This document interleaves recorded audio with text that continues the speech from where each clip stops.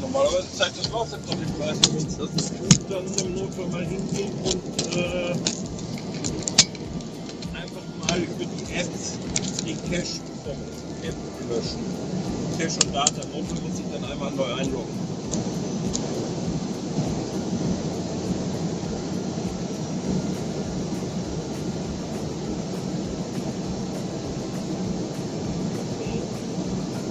Ja, da hast du schlecht Internetleitung, dann hat er das länger gebraucht.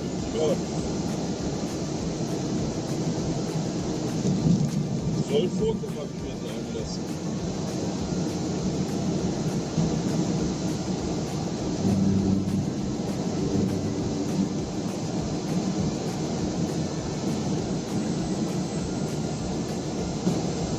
Mit oder ohne Sonnenstern?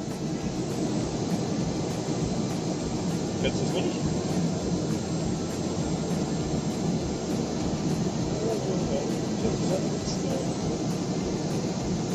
Ein Mehl.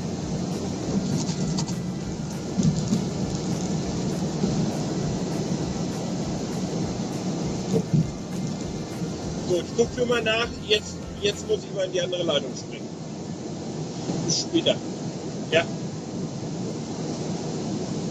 Der Langschläfer vom unser Long Sleeping Boy vom Service. What's happened? Are you sitting on the breakdown line that has the four-ways on? It goes knick, knick, knick, knick, knick, knick.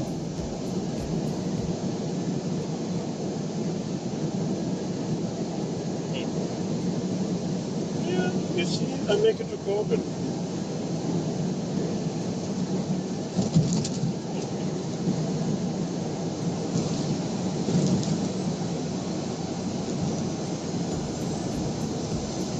They are restaurants, they are a must stop. And for me, I make a little bit more money as you because I don't have to feed a brother also. I don't must feed my brother and pay my brother. I don't have one.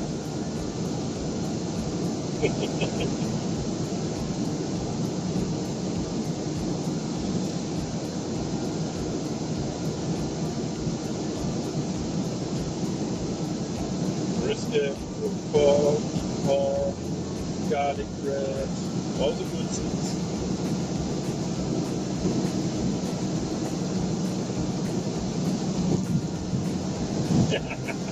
Okay, I eat only one.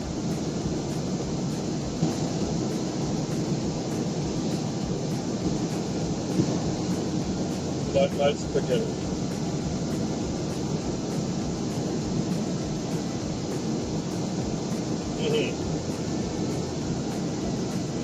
Yes, I say 9 miles per gallon.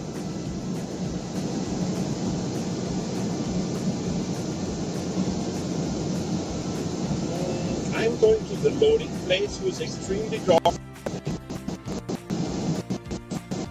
because they're real extremely dog friendly. Because if you're sitting on the loading dock, you open your driver's door, grab the dog and drop him on a green. Yes. No. Westminster. The Welf place. Yep.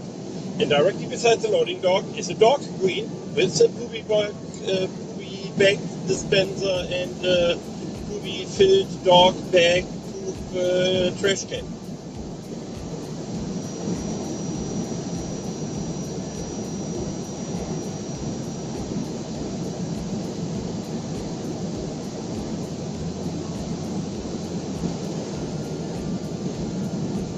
Going where? I give you a half.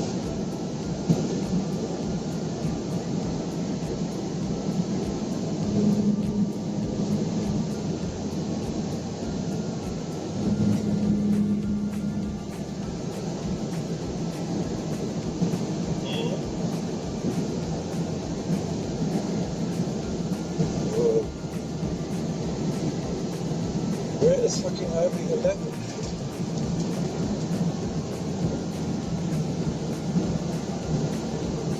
I'm coming from Knoxville, going going down 40.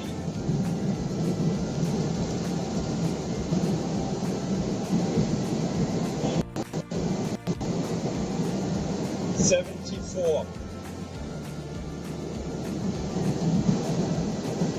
is 23,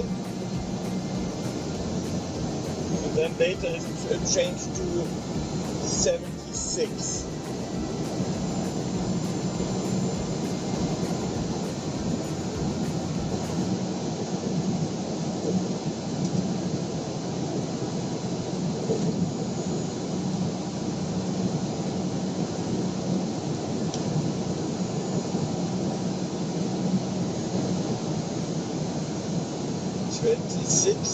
I tried to figure out where's fucking 85. There's 64, there's 25. Oh, you're talking about the interstate.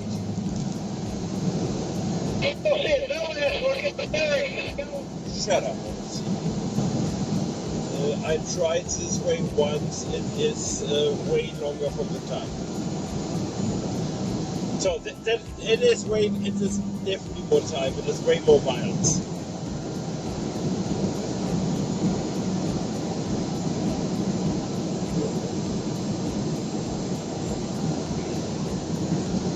The problem is it is way more time.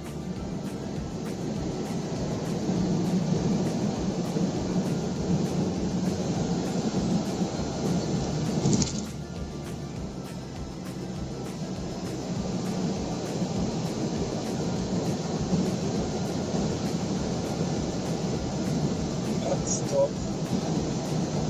Make it over. So right now, 328. Stop. So bad. Yes, Knoxville.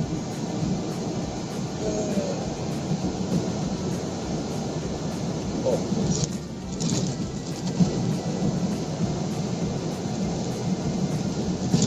There's actual. So you have to go down to Spartanburg to catch 85. Yes.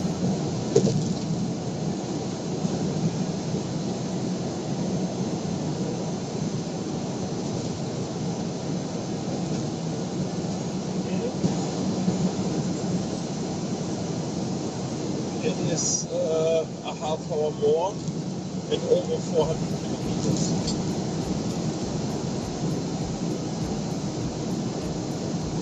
No, it is roughly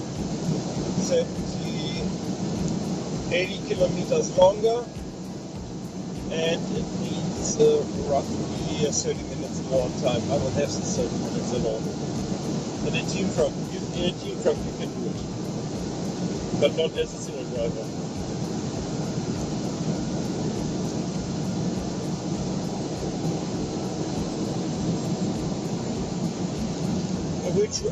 Which way did you go to the border then?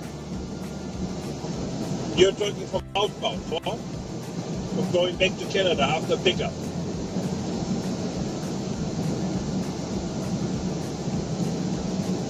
Yeah. You're talking from going back to Canada from the pickup or going down to the pickup? Okay, from Detroit. 75 from Knoxville.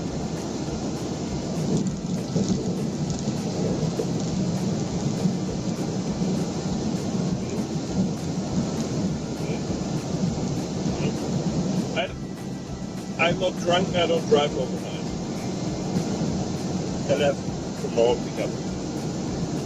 So if everything works, I'm gone, done by 10.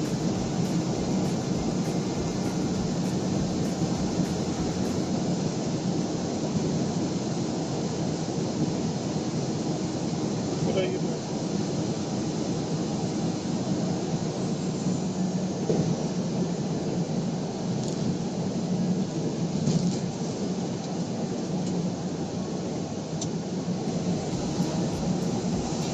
But it makes more and more fun to drive.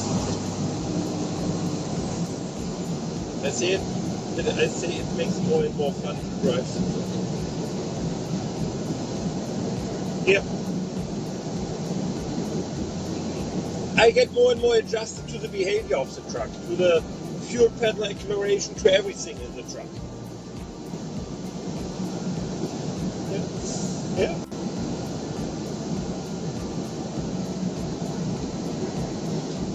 Yeah, but that's the point what I'm trying to explain to you on the first day. That I need to have my time to get adjusted, to give you a real feedback where you can work with. Many times the first experience feedback is garbage. But that's the point that Adam don't realize, understand. I don't know. I don't care.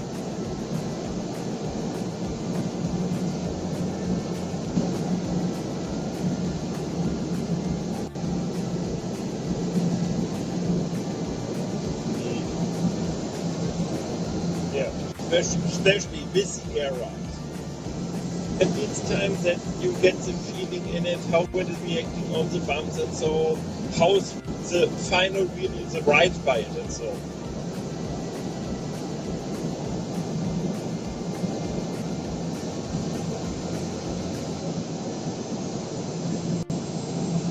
I told you already before, the air ride, the front deck is as the old truck, that is a huge improvement. So, the Gen 5 engine, surprise,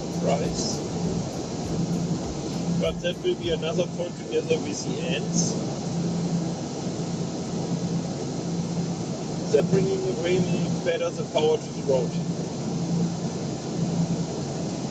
The situation that I had before in this long hill, when this fucking PAM truck slows me down, with the old truck, I will hang behind him. I can't make the speed again. With this one here, when he was gone, I speed up and was gone. It is a huge difference. So, and the difference is so big that you really need some time to figure everything out, what is going on. Then on top, that you have to get more and more into the dash, how to get your points in the dash and so. And yeah, when I'm back, probably I have to see a flight liner. I would be maybe in the US, because in the US you have the chance to get faster in as in Canada, and that they have to open up the computer and make the changes manually.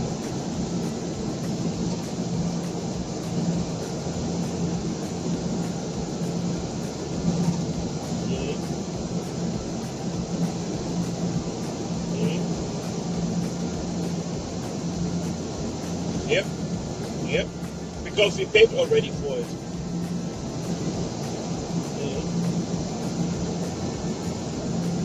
Yep.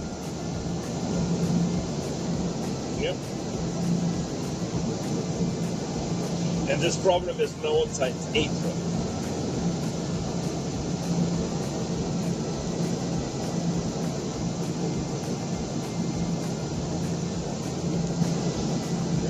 Somebody didn't pay the power bill.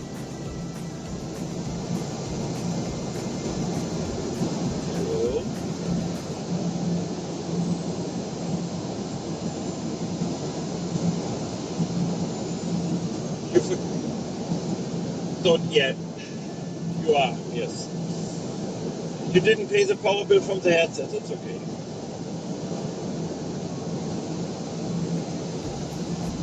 We know your problems.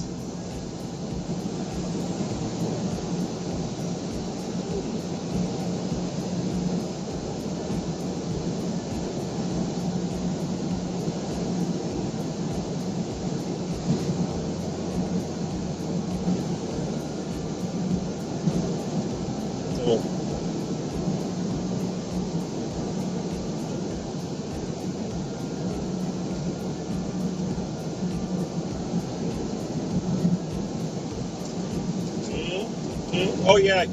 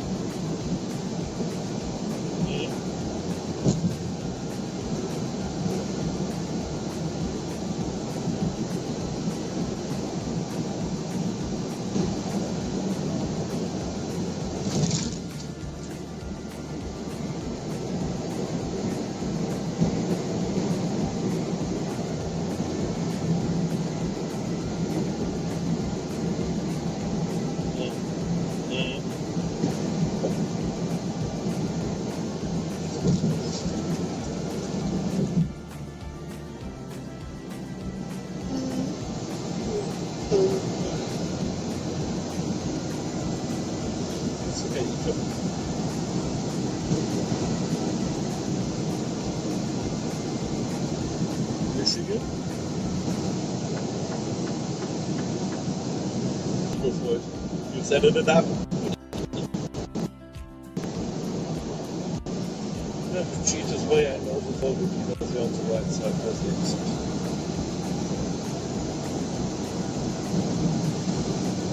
Probably I stopped there, slept already one night in front of this gate, and picked up on the next morning, and don't ask me what it was, but it was an important part to keep the truck rolling.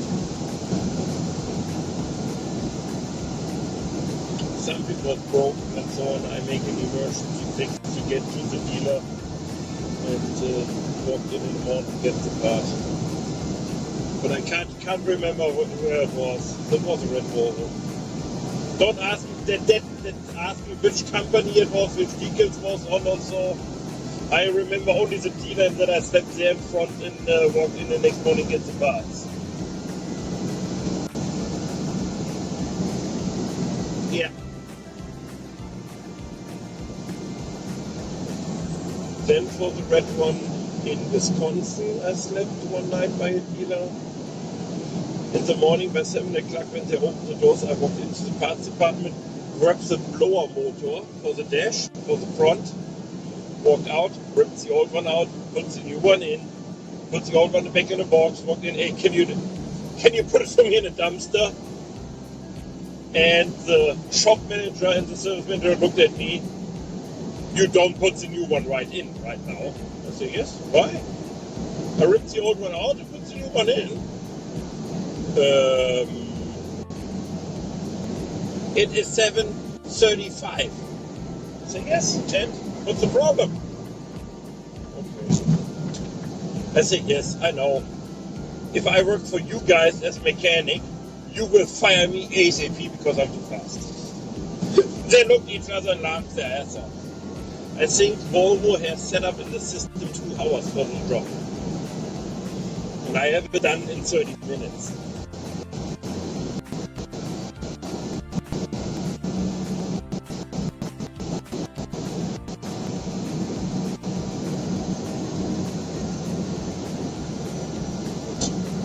Price.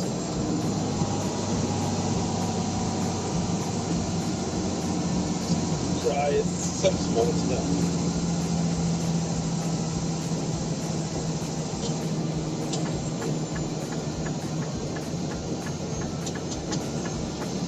That was another nice point which we built pretty easy with them in the last 5 years. The seating area, I like the seating area in the Freightliner definitely more and better as in the Volvo. If the Volvo changed their seating area to the same like Freightliner, then it will be a big point to go back to Freightliner, to Volvo. Because I love the option that I can flip down the bed and have a full bed on the ground. And not this fucking picky pieces seating cushions there, these tin ones.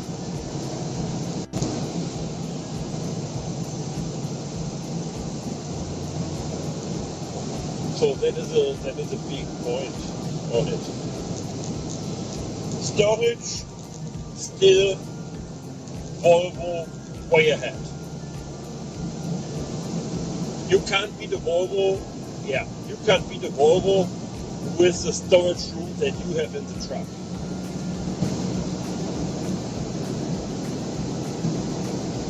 To 780, that it means 860.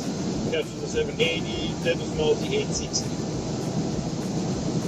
So because over the driver and passenger seats, the compartments in the Volvo goes completely to the front, completely to the top.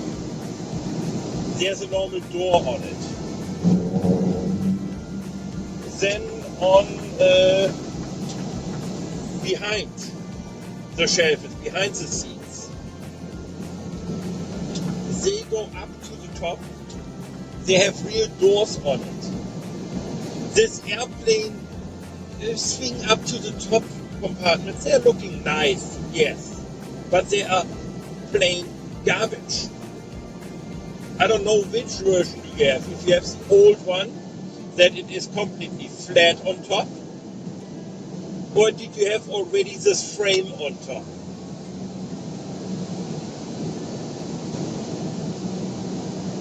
When you look, when you are in the top bed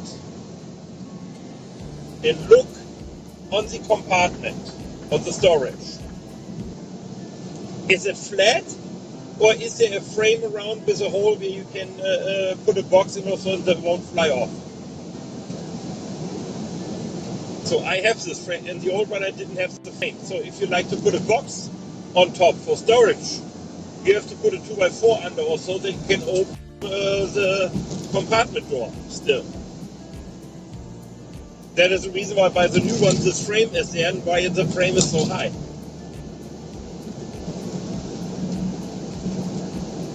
So, but still in the front, same thing. You can put nothing on top there really. So then definitely a big plus for Volvo is the heating cooling setup. You get in the Volvo has the unit behind, under the line, nearly in the side compartment of the passenger side. But no, in the outside compartment, but it is not occupying your storage room in the truck, in the sleeper. Here you are losing behind the driver's seat the lower part completely. So, and the other point is, they have, 8 centimeters, 80 millimeters pipes who are running from the ground, from the unit up to the roof and coming out close under the roof for heating and cooling. They have an opening under the bed from the front. The new one, new Freightliner has now too.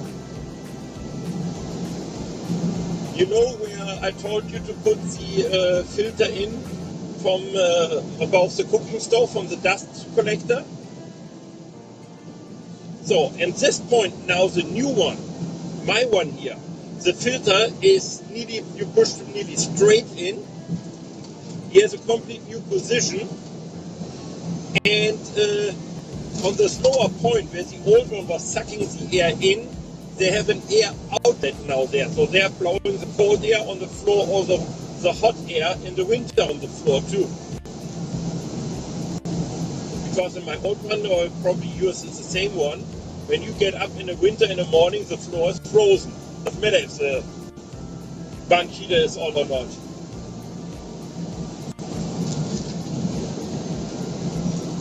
So that changed there lots of stuff on it.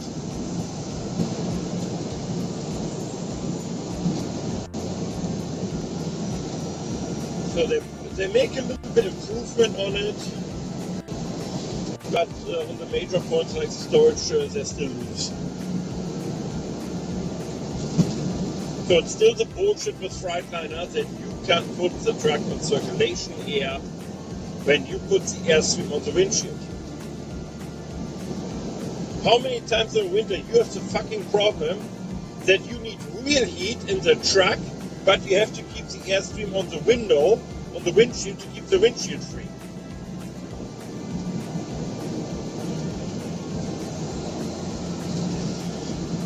I can tell you what my fixing was last winter.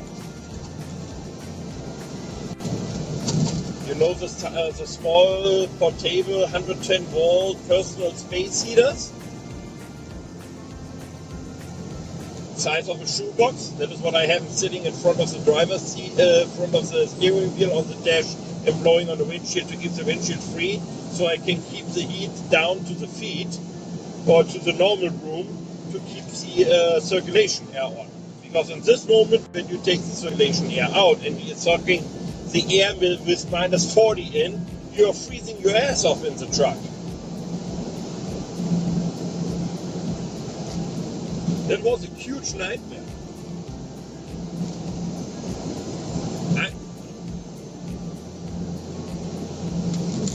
I will see if there's an improvement to the newer generation.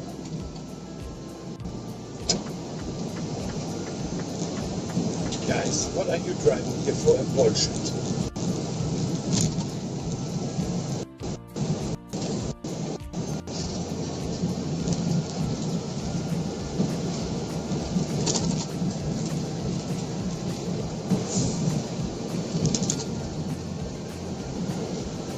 Yes. Yes. I have my own tracker in the truck.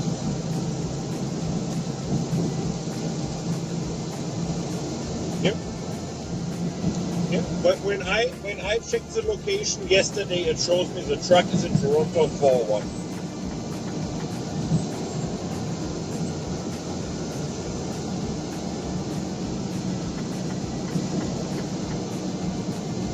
Yep. Yep.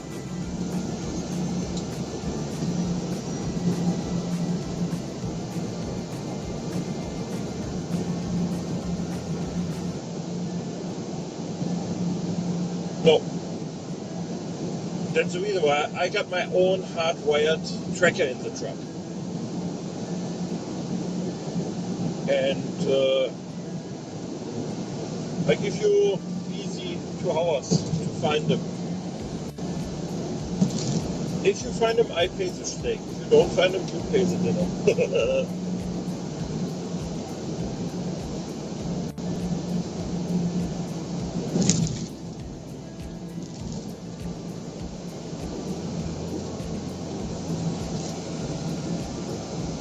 Wrong. Wrong. Welcome to my channel. That will be way too easy.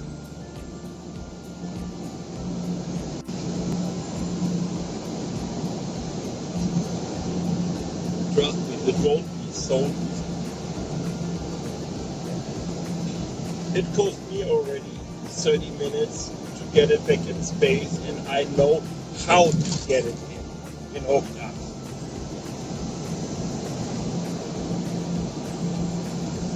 I was one step before by the old truck to say I send it with a truck, and the new guy can contact the company where the tracker is coming from. And I ordered the new hardware. I was one step before.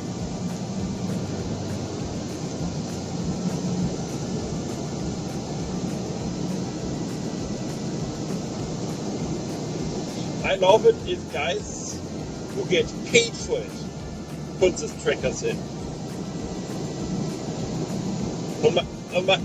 In the Volvo there was one in from the finance company.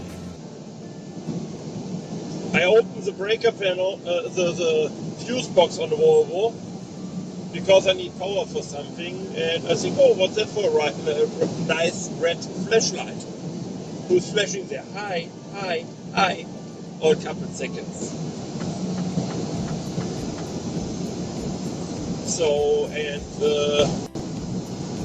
then when I was working for Zen Systems, putting a reefer, they must put the trackers in the trailers. So when you open the reefer, you have in your front nose, you have the engine. Left and right from the engine, there is a steel tube coming down. What is the main mounting arm? On top of this mounting arm is where they put the tracker. So when you open the door, only the right side, you see a flashing red light. Hi, here I am, here I am. Welcome to my For what they put it in? If you can see it in the first second if you open the door.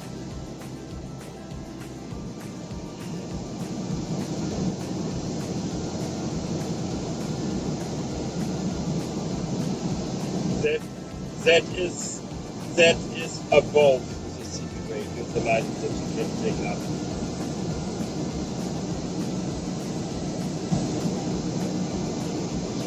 Did you? Yeah. But this is, to open the strap, this liner is above in the upper compartment.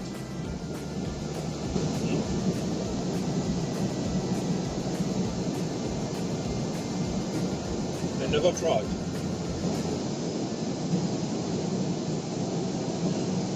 Okay, wrong place. But besides the CB radio, I have a hookup port for the ELD there.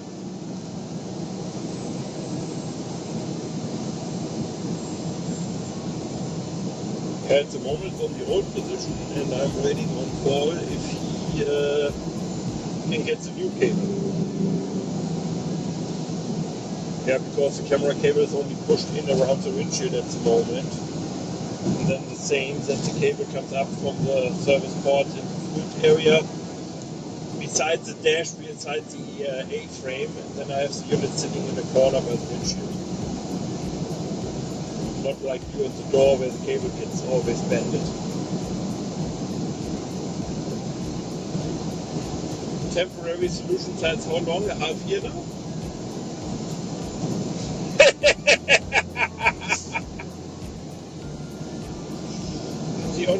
The only better idea is just put it in the fucking corner by the windshield and double bend the cable who is coming from the plug, then you shorted it out, use two cable ties, and then you can press it between the dash and the A-frame and the edge in so that it doesn't bother you.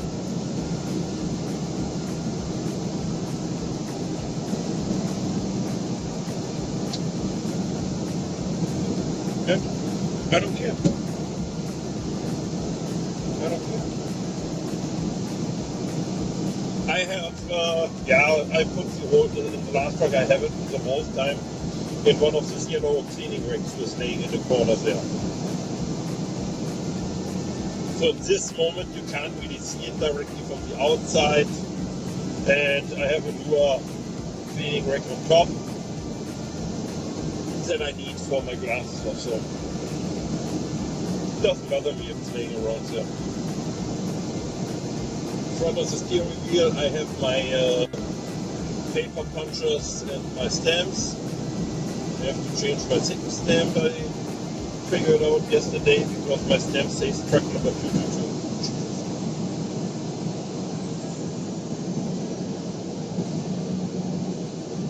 Yeah, and now I'm...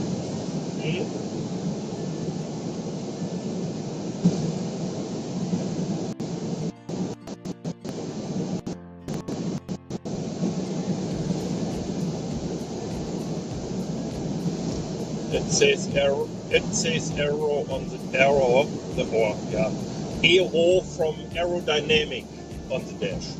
Tell me something new.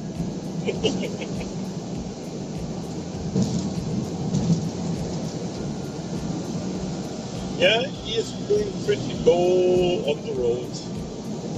You will laugh. The Amish recognize that he is so fucking low. Yeah. The Amish, when the truck was sitting in front of the house, with the side lips below the side frame and so, the Amish say already, oh Jesus, is this truck fucking low above the ground? When Natalie gets the first pictures, holy, how low is the truck on the road?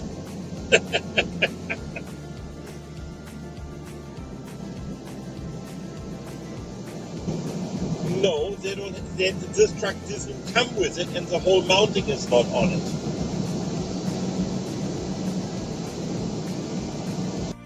That is a reason why you don't have it.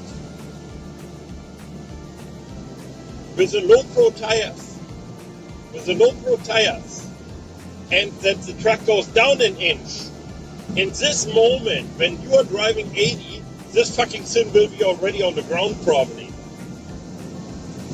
Because the 278 something tires compared to an 1122.5 is already 1 inch, I think 1 or 2 inch lower.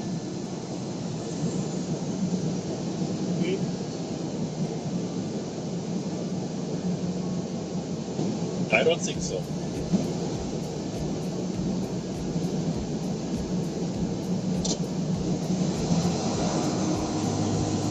I got it. My blue Volvo has the 278s on it. And the tire size 278 is the same like the 1125s. But they are 70% tires from the high. So they are lower in the diameter.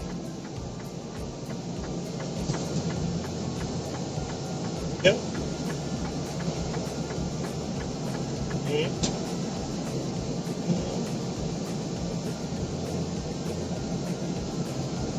I I will double check it.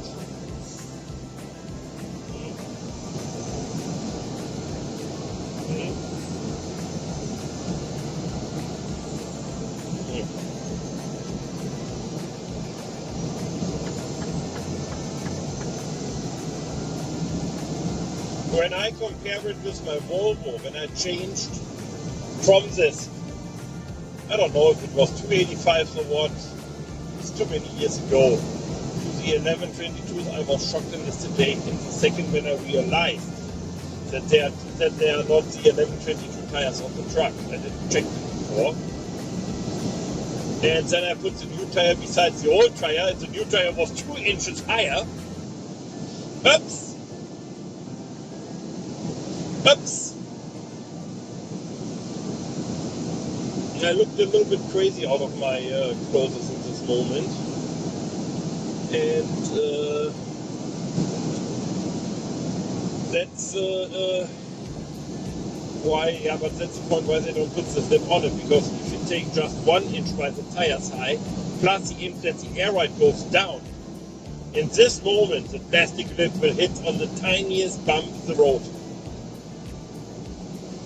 When I compare with my old one, when the lip was on and I was on a paved, leveled ground, I can't push my shoe under. Or barely under.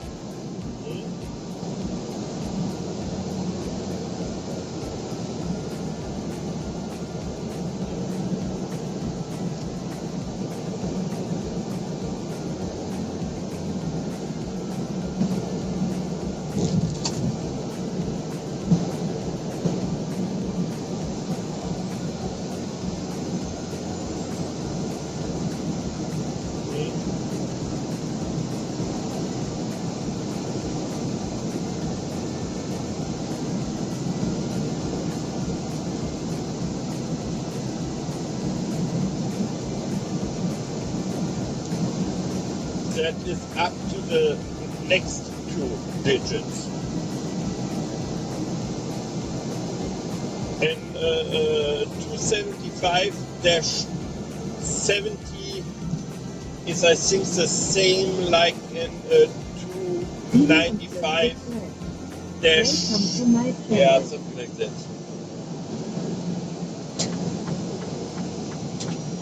It's not 100% exact because I was looking multiple times around on this games by tires, not for the truck but for the pickups and for the Durango. Because I like to play a little bit with these digits around, because sometimes if you change it just 2-3 points to the left or to the right, then you get in a standard stuck tire. And in this moment, they are way cheaper.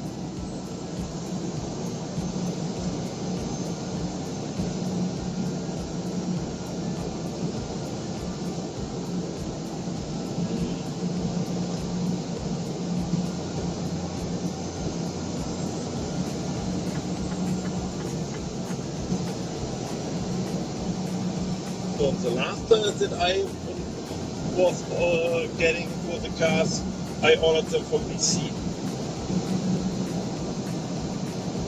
Black Tire Inc. or something like that. And they was way cheaper as any dealer in complete Toronto or Atlantic Canada. Yeah. You know me, I don't look on the name on it.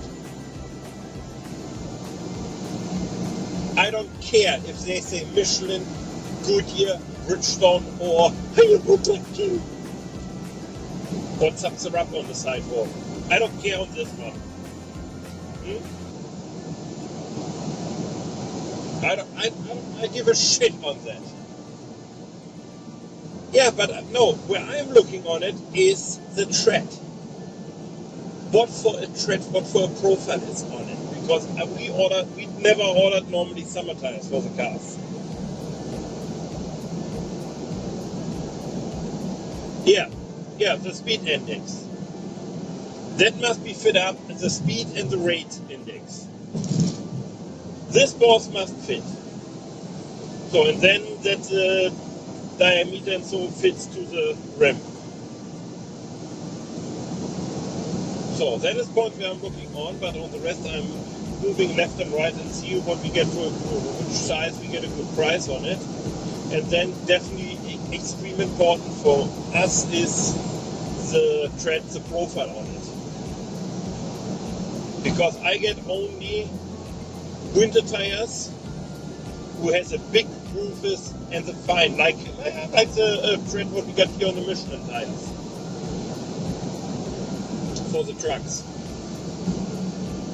Because you know by yourself, we have roughly 6 months winter conditions, and a winter tire, a brand new one after the first winter latest, you can throw it in a dumpster because the software is out. So, and by the normal driving behavior what we have, you won't drive enough in 4 winters that the profile is gone on it. So in this moment, it is way cheaper to drive in summer like winter, save some money on the summer tires.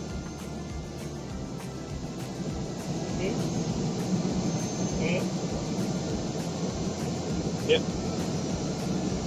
Yeah. In the winter or in the summer, the point is you need maybe a little bit more on gas, but by the end of a little bit, the Durango, they don't like it. The Durango, we got the summer tires, the original ones left from him, so for next year we have to look what we do, but under the line, especially here the pickups, they don't care what you got on it, but I say, with the rainfall what we get many times, a winter tire is 100 times better in the summer about the big roof because he can drain out really more the water. So you have a big safety point to hydroplaning. So a lot of people was looking at me, are you crazy? I say, how many years do you use your winter tires? Oh, I use it for 7, 8, 9 winters. I say, yeah, and you see, after the first winter, they are less worse like a summer tire because the software is out there too hard.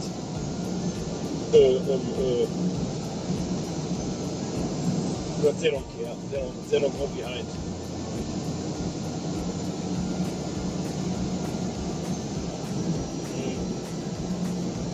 Yeah. How many kilometers did you drive on your car in the year? Still with driving all 6 months back to New Brunswick? Nothing. Definitely on your side, I would put a plain 100% winter tire on your four-wheeler.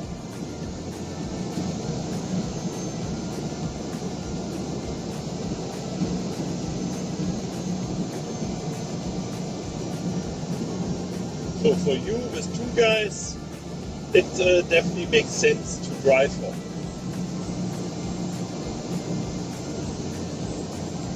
Yeah. So if I yeah. Yeah, definitely. And the only point is, underline why I don't fly home normally is about snow. Double up the price.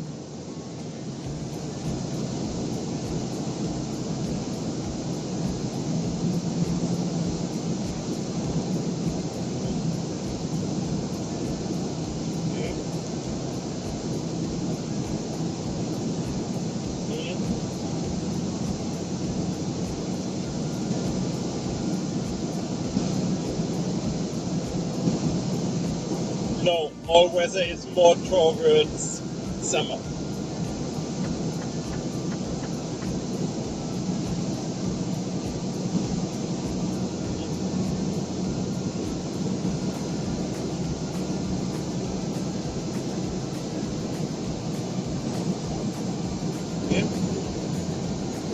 Yeah, but Yeah, but it is a summer and rain tire and not a winter tire.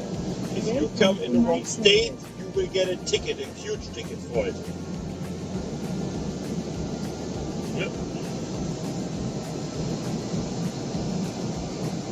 Yep. Yes.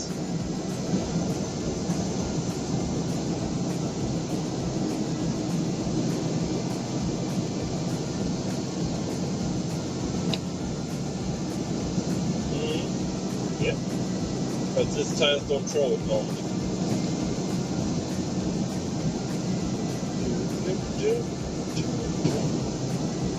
Going uphill and downhill, running 65, still with 9 miles again.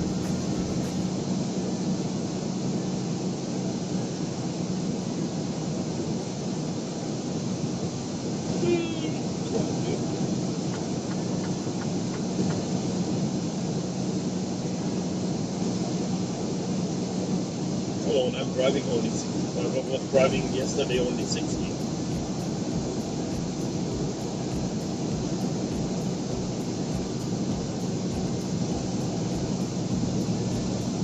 Yeah, but there was a couple of points where I was talking with Roman about it that we need to change because the truck is pickup. And he talked to this great guy and he said, yeah, it's not a problem. And then he told me, oh, you can change it all over the virtual tape, and you can't change it over the virtual tape. You can change the speed and the idling, and that's it.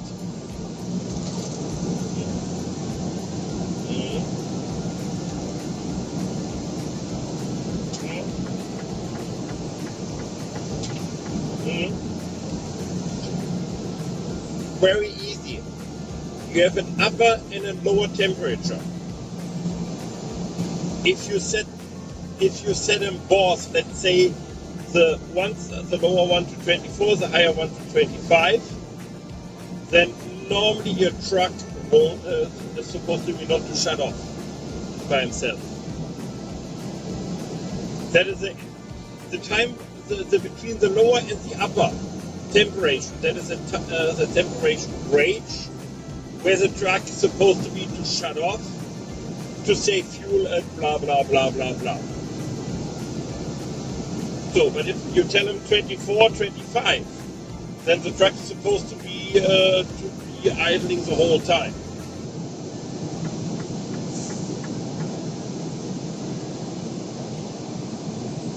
No, that has nothing to do. That has to do with the normal idling.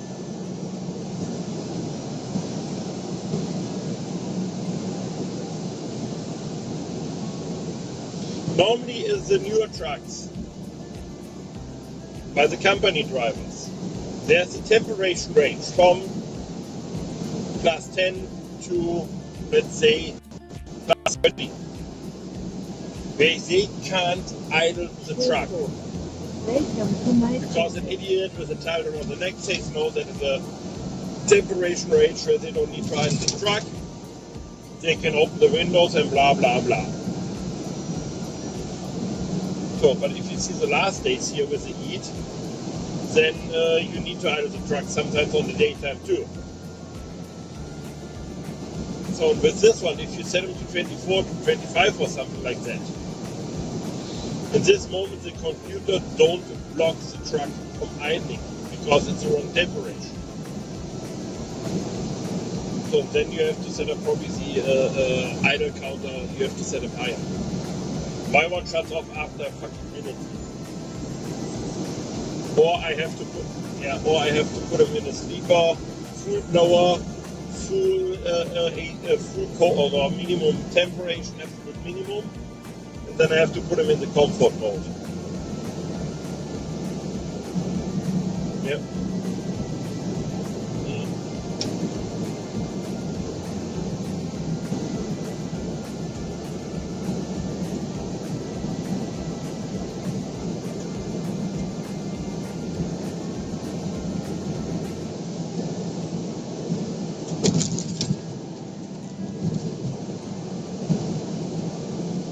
Yes. Here you have the comfort mode and you have the park smart mode or park smart with comfort. Yeah, and before it was in the main dash in the settings in, now it's in the radio on the radio part in the settings in, and it needs a second to figure out, okay, I have to push this button, this button, this button. And it is still the same fucking bullshit. If you like to change your speedometer from miles per hour to kilometers per hour, you have to go in the settings. You have to go in this menu. You have to go in this menu. Then you have to go in this menu, and then you can change it, and then you have to go back to the main screen.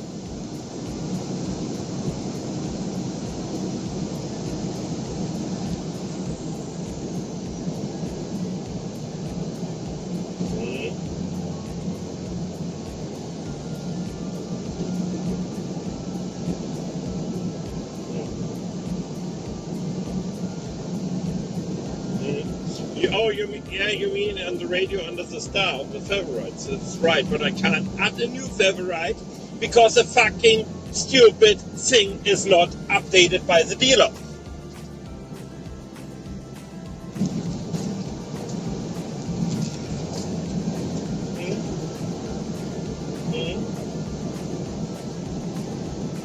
You are talking from the main screen in front of the steering wheel. Yeah, okay. Yeah.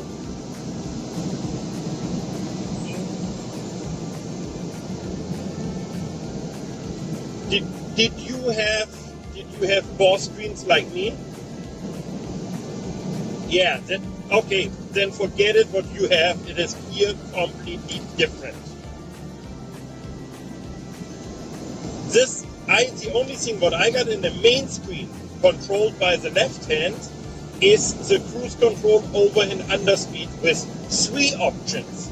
Downhill, down in the ditch, and then going up in the hill. I have 3 settings there. 3 points in this setting. And that is the only screen what I got in the main one. It is completely different. All the other bullshit, diagnostics, eco mode, creep mode, and all these other settings, games, plays around is all in my truck on the radio part.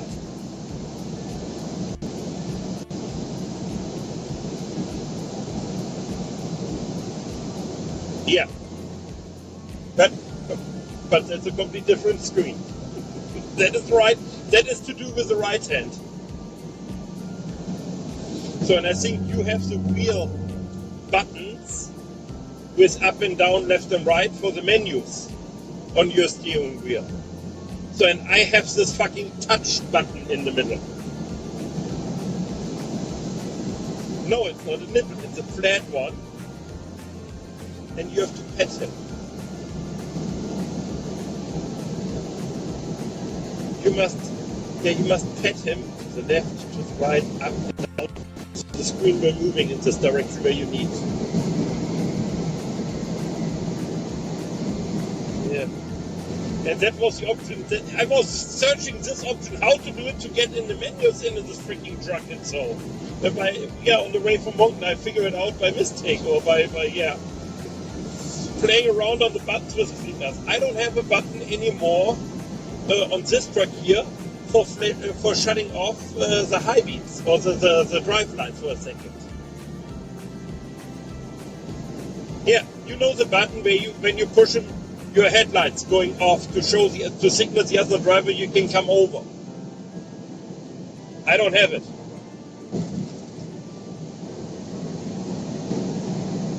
Nothing. I have only the button for the marker lights. Yeah.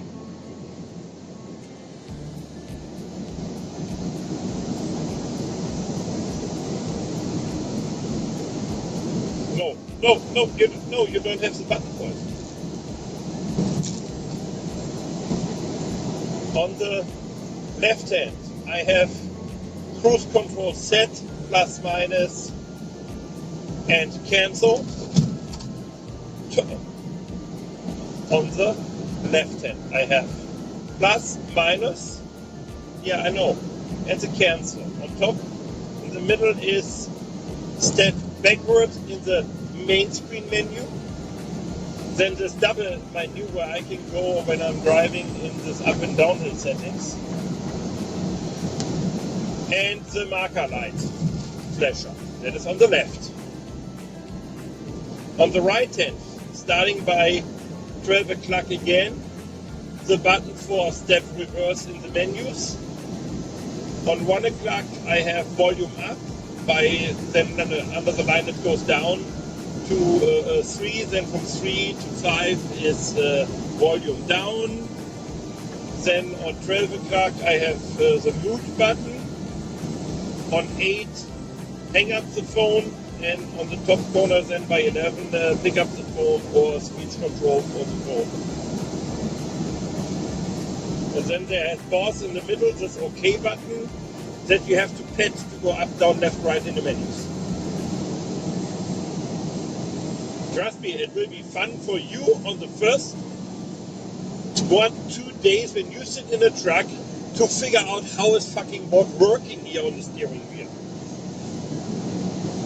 But trust me, when you do your first run, I will call you and will buzzer you.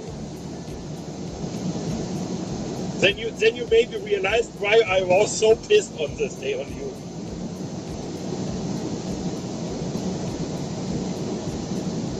Now I have nearly in my brain where is what, if I have to go over or so, and it doesn't bother me when I'm on the phone or so to get the stuff, jump over and look up or so.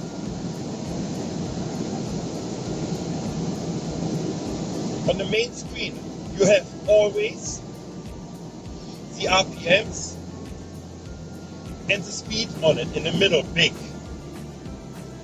Below the digital speed,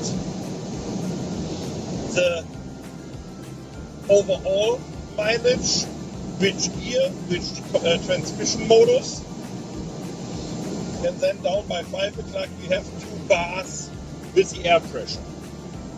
If you go from the middle to the left, yeah, there's a sign that the cruise control is on and some stuff.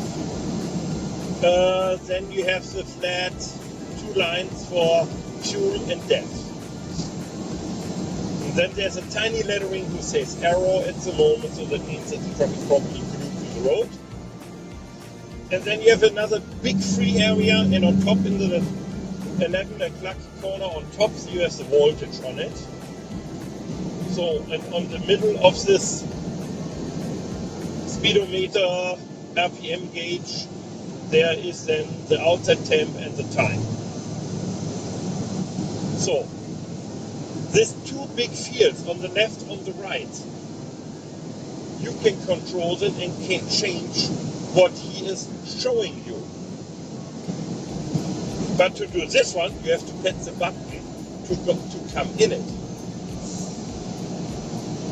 So that's the reason why I can't find in the first time where is the fuel consumption. Because that is hidden in the right side in this multiple menu. If I go to the right, go to the up, it is nothing. Then I come in on the first option with trip and lag. But to switch between trip and lag, I must go on it, must say OK, and then I can switch between boards. So when I go down from this one, in the next one, he shows me the miles per gallon from the last odometer reset, and below a line, what is the actual fuel consumption.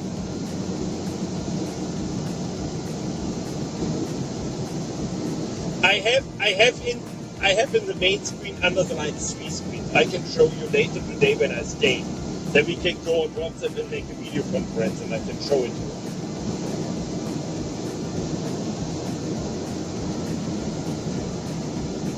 No. I told you before, for the dash screen, I use my left hand. So before the fuel consumption game, if I go below, then I have my radio. When I go another step below, I have my phone.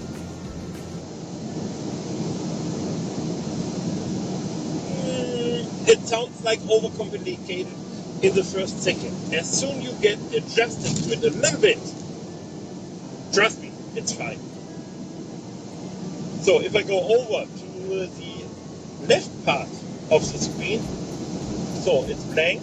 Then I have coolant temperature and oil pressure.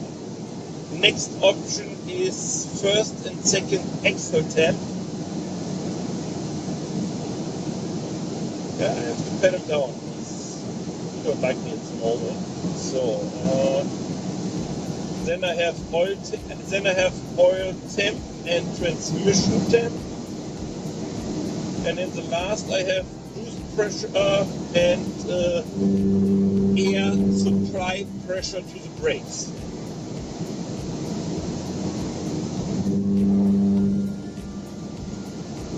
That is probably on the radio screen that I can't set up about the fucking missing update on it. Yeah, so if I use on the button console my right hand thumb, then I can control the radio screen, who is on the same time a touch screen.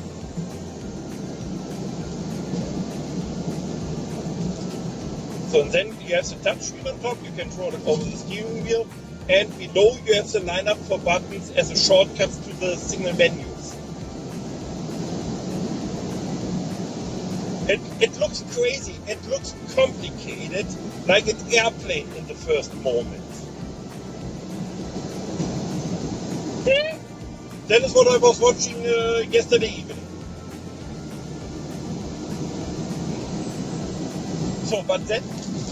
So now you maybe understand a little bit why I got so upset when it was bothering me with stuff where it was for me nearly impossible to reach it in this moment because I don't know why or how.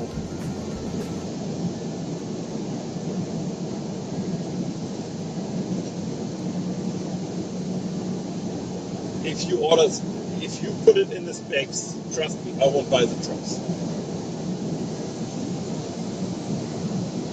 The problem is, here you can put aluminium on top. Oh yeah, you can unplug it.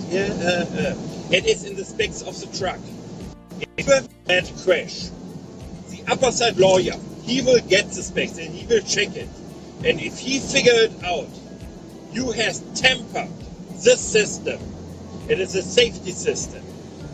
If you temper it, it is a purpose case. And in this moment, it is better for you to take a bullet and shoot yourself.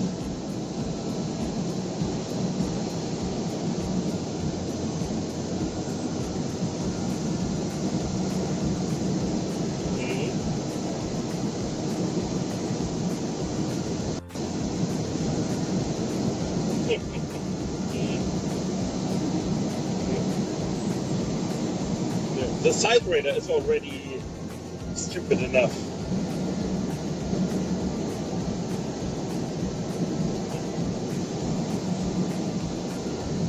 Yeah. But if it's a Bendix one, the same motor I got, you will have fun. Yes. I stay on the intersection in the nowhere. Turn the turn light on, start rolling a little bit, and there is maybe 1 meter away from the road a tree, a sign, or something else. Beep! There's a fucking rail guard. Beep!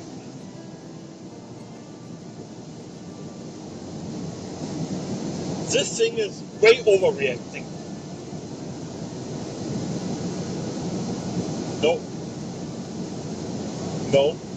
No. I didn't see any light right now in the dash. I didn't look on it in this moment. When this thing the most time is beeping, I'm looking with my eyes out of the windshield and in the mirrors to see what's going on around me. I don't care what the screen is, the dash is telling me at the moment, because that is not important normally, because I have my screens installed. So about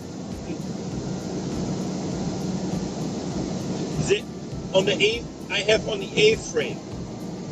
There's a tiny unit sitting. Normally he shows you yellow, so that means I'm ready to work.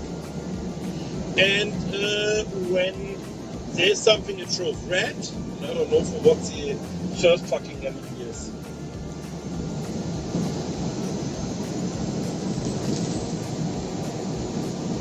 I don't. How?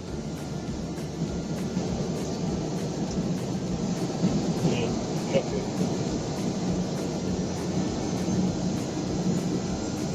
Mm. Mm. Mm. Mm. Mm. Yeah, maybe that is a point what I can do later over the radio.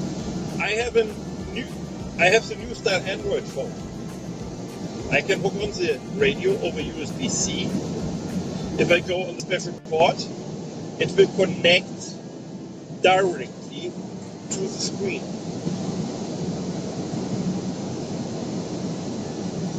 Yep, nobody else. But about the missing update, I can't.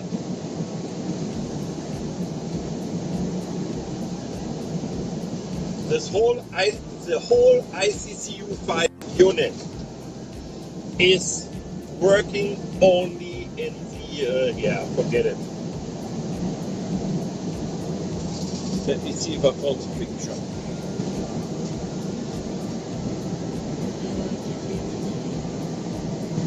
What we got here?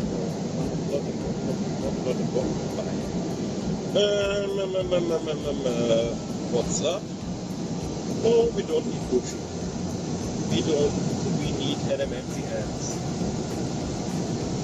You remember Adam and the Ants? Do you remember Adam and the Ants? No,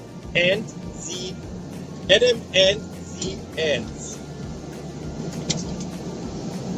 That was a music group.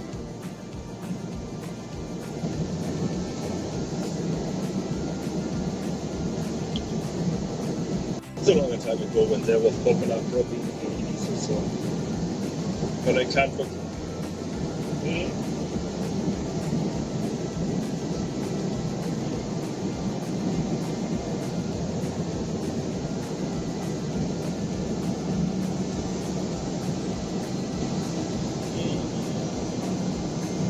This one. You still have the Tote Hose. If somebody says you have a Tote Hose, that means your tiny friend is dead.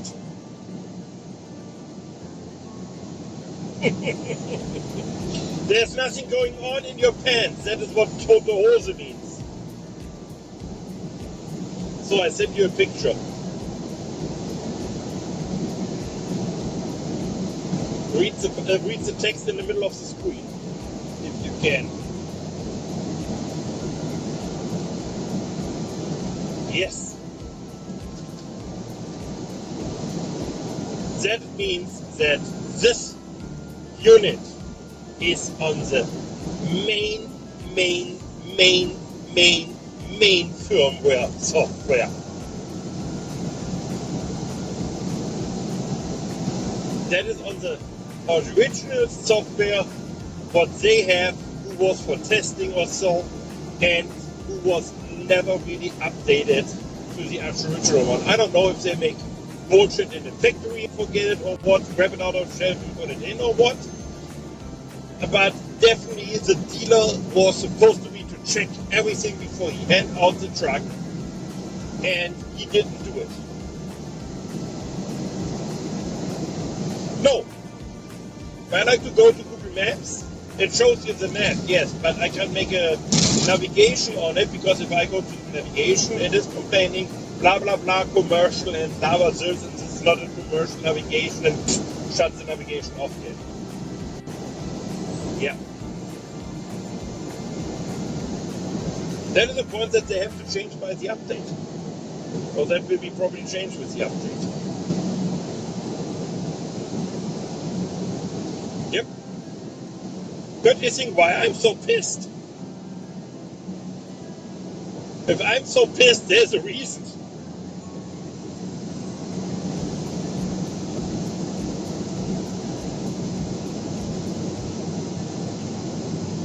Then I tried to get the truck scaled, and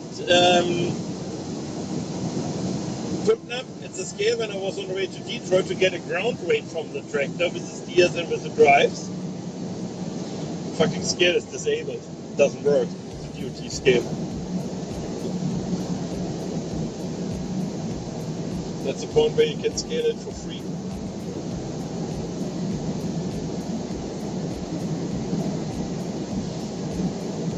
So then I was thinking yesterday after I picked up the fuel, I will scale them, and then something will come between and I forget to run them over the cat scale.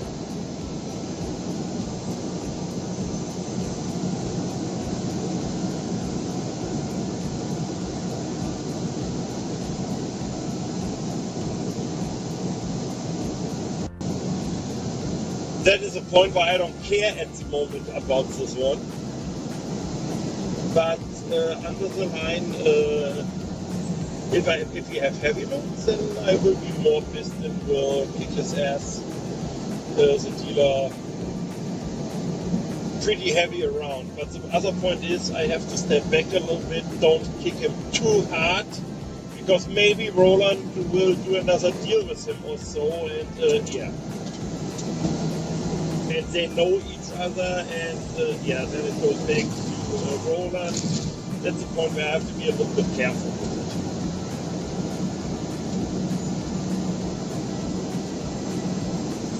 it. Yes.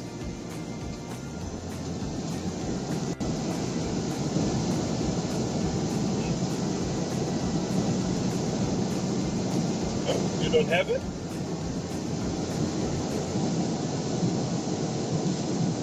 Okay.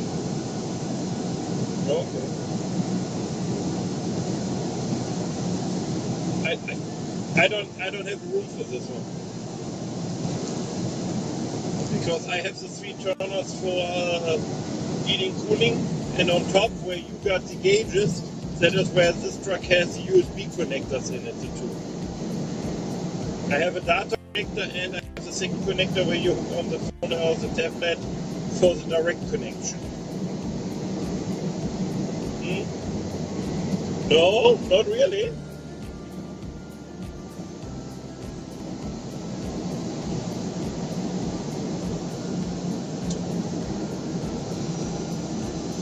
Not really. First thing what I have done, I have already arranged the buttons.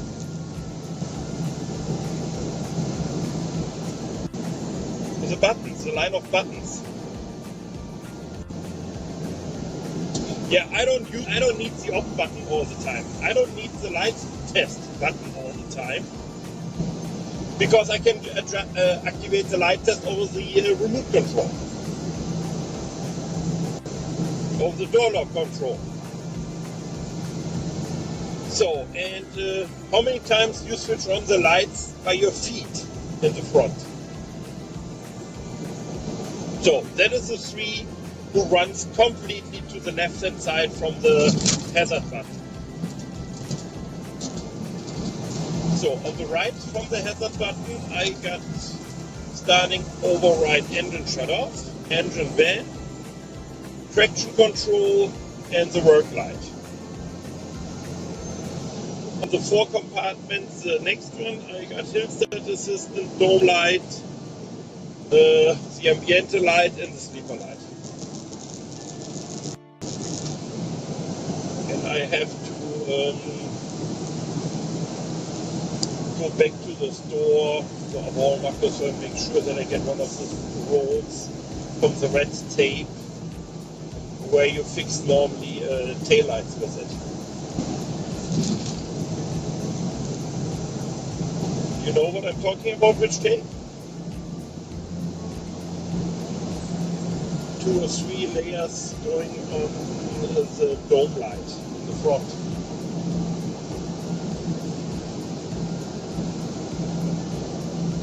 You can make it red, you can make it green, but I prefer red. So you can keep it running in the night and you see everything inside. And the next part is, but I have to finish the hook on it. I have one of these long, flat LED headlights. How long is it? Roughly 55 centimeters, 110 volts. And that is what I glued above my head below the compartment. You know this nice situation. In the middle of the night, you have to finish your paperwork for shipper receiver or some bullshit. And you can't really use the middle light. Because if you like to write something, your hand is in the way of the light. You have a big shadow on the stuff.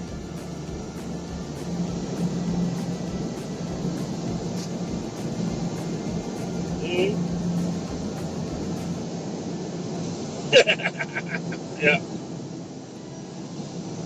Yeah, but the point is, you don't have really a light who is coming from the left side or from the top to the steering wheel where you are riding or working at this moment. You take always with your body part, with your hand or so, you take the light off.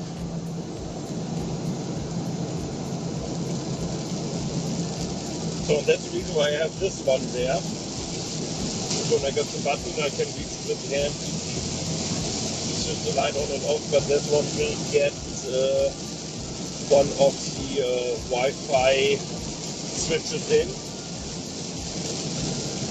So I can switch from the outside the light on and can see what is the crazy lady doing when I'm not in.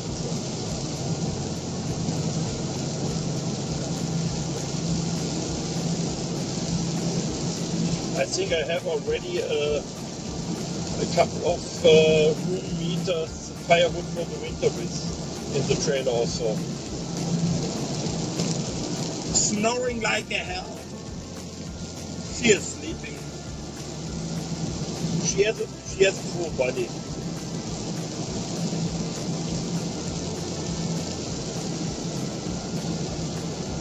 Looks like she was happy to go back in the truck. Ricky was more happy that she is gone. Oh, she is. Here in the truck, she is absolutely quiet. At home, she is completely opposite. Every time when Ricky was getting up from the sofa and moves direction to the kitchen, she was already gluing on her ass and I need a treat, I'm hungry, I need a treat, I need a treat. Oh yes, don't ask. At home, by Ricky, 8 o'clock in the morning. First she comes slowly, tip you maybe with a nose or so to wake you up. Hey, come on, it's 8 o'clock. It's time, I need my breakfast. If you don't get up, she starts getting woken. Here in the truck, she don't care. You lost Adam? Yeah. Oh, yeah. Yes. Not only Ricky, everybody at home. Hi, Julia. Yeah, the camera shot the live stream. Julia 1.311.411. Hey. Guten Abend aus Deutschland. Gottfried Official. Hey. Deutschland, Julia. Ich dachte, Deutschland hätte man umbenannt in den Backofen von Europa oder irgend sowas.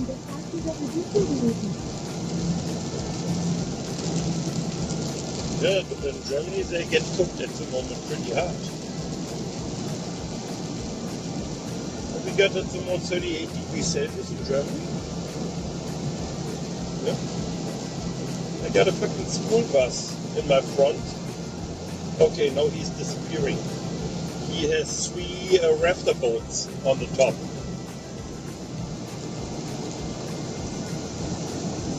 You know this bigger rubber boats that you use for rafting in the river? Yeah, he has 3 of them over top each, on the top of the school bus roof. Probably.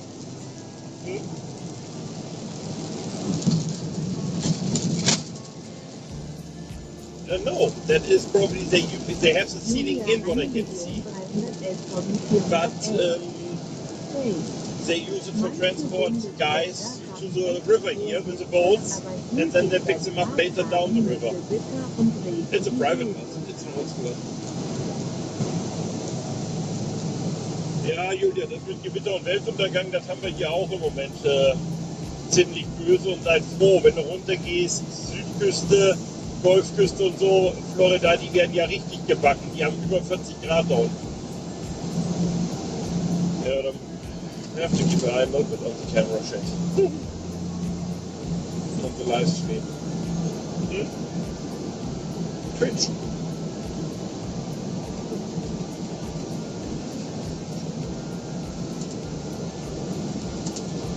So, das klingt noch weg. Julia, 1.311.411.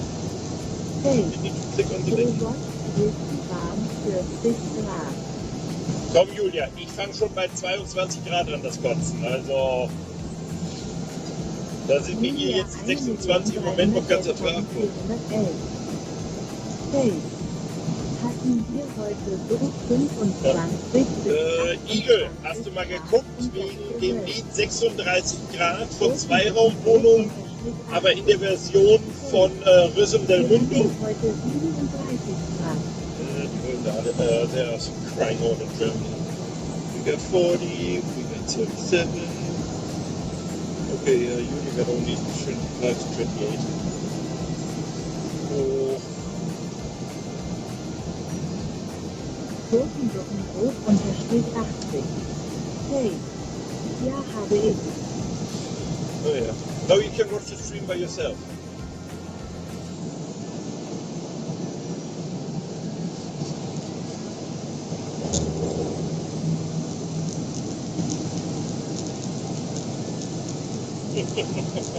Yeah. So you have to, you have to share it under the video.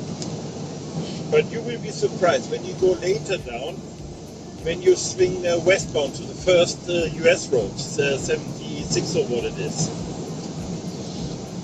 When you come to the last part, the last 50 kilometers down the train in the valley, cell phone cutting off multiple times, that you understand nothing of the phone, the connection is still there, but you hear nothing. And the camera stream is running with picture on this one. Yeah.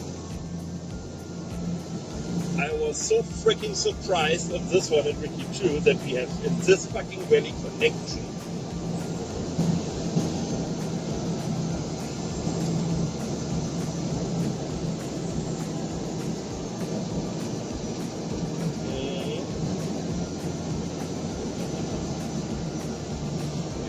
What's this one here? Keep her around petting him. Petting behind the ears.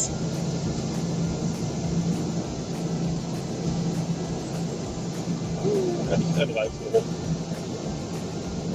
Das ist der Rotschuhe. There was a gator on the left lane. Tja. Ja gut, dann enjoy mal die zwei Aussichten.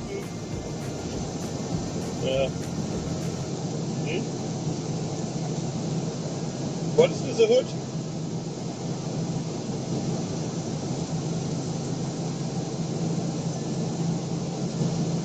No, using the phone connection as a cell phone. Good.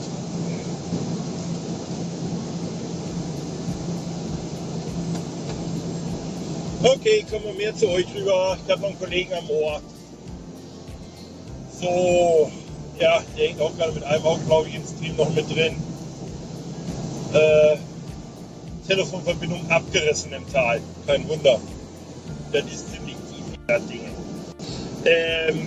Igelchen, wie fandest du denn die Version, die zweite?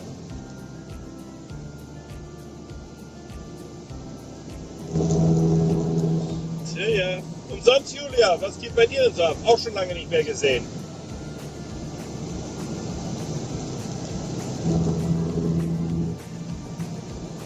Okay, Leute, Tunnel! Das heißt, wir sehen uns in 5 Minuten wieder oder so oder 3. Kommt drauf an, wie lang er ist.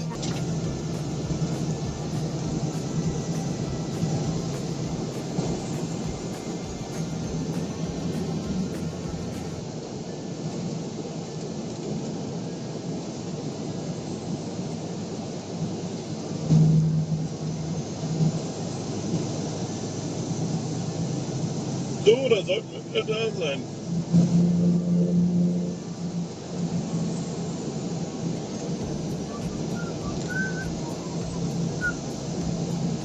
Den bieten wieder leiser.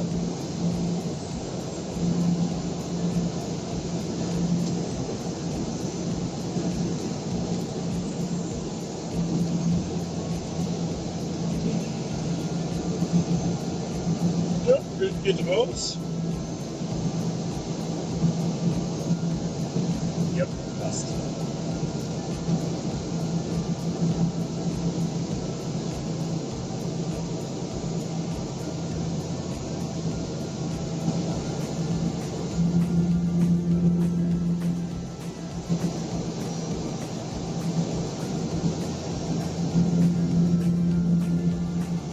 Ja, nachdem wir jetzt hier im Tal verschwunden sind,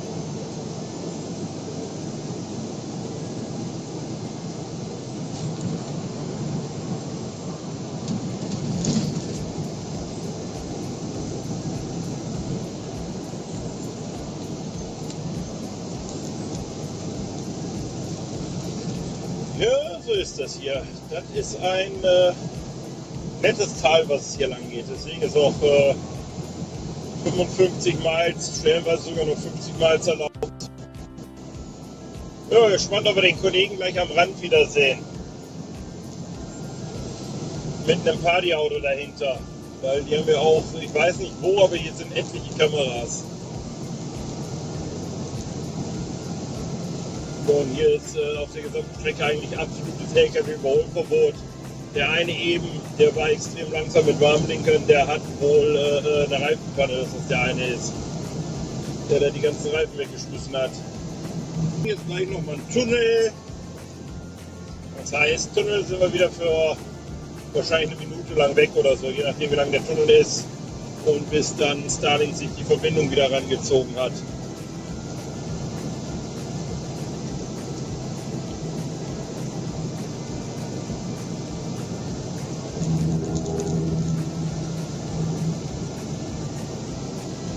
Tja, wie war das mit dem Tunnel? Wenn man reinfährt, wird es dunkel. Wenn man rausfährt, wird es wieder hell.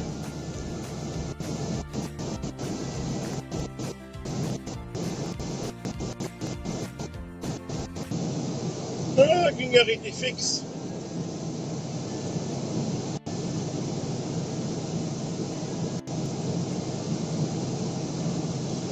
West Area 1,5 Meilen, North Carolina Welcome Center. Ich glaube, da schmeißen wir doch mal den Anker. Hier haben wir noch mal das Dackelchen. Was haben wir denn jetzt? 2,5 Stunden Fahrzeit. 3,5, 4 Stunden. Ja, das sind gute 4 Stunden, die sie vom letzten Break. Dann machen wir mal schnell eine Dieselpause für das Dackelchen.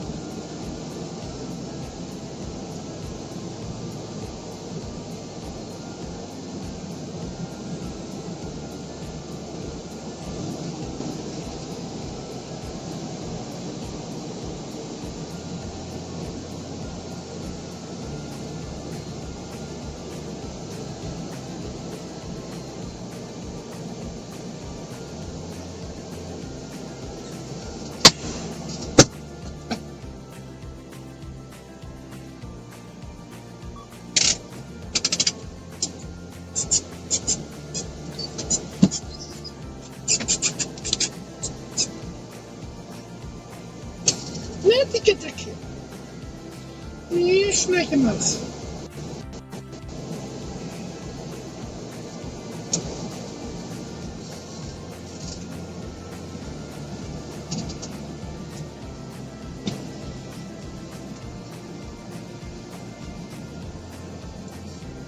Nächste Satzung für die Mülltonne. Äpfel. Äpfel. Ja komm, den machen wir gerade leer.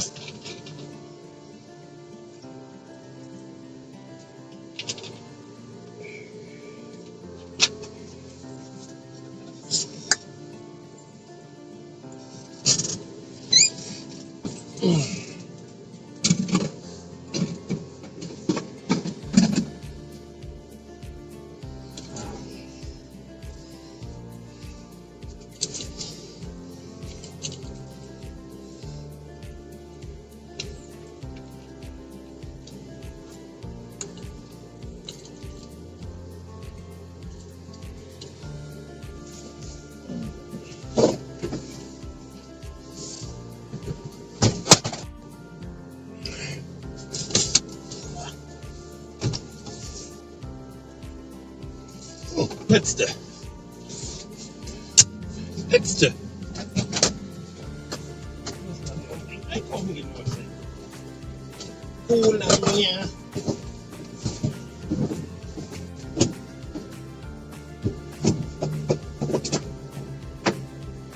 So. Das kommt nach da.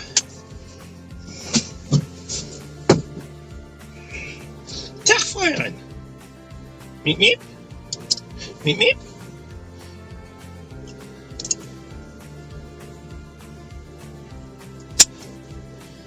Hey. Ja.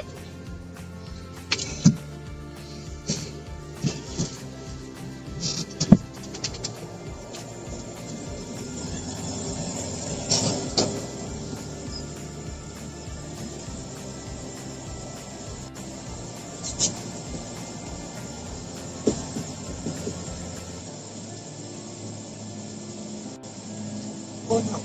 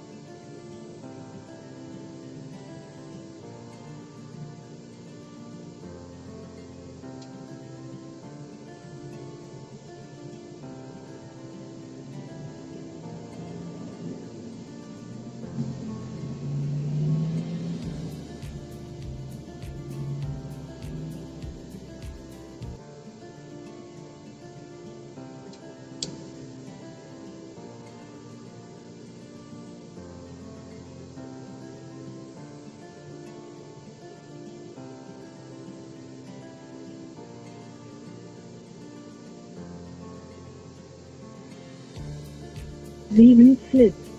Welcome to my channel.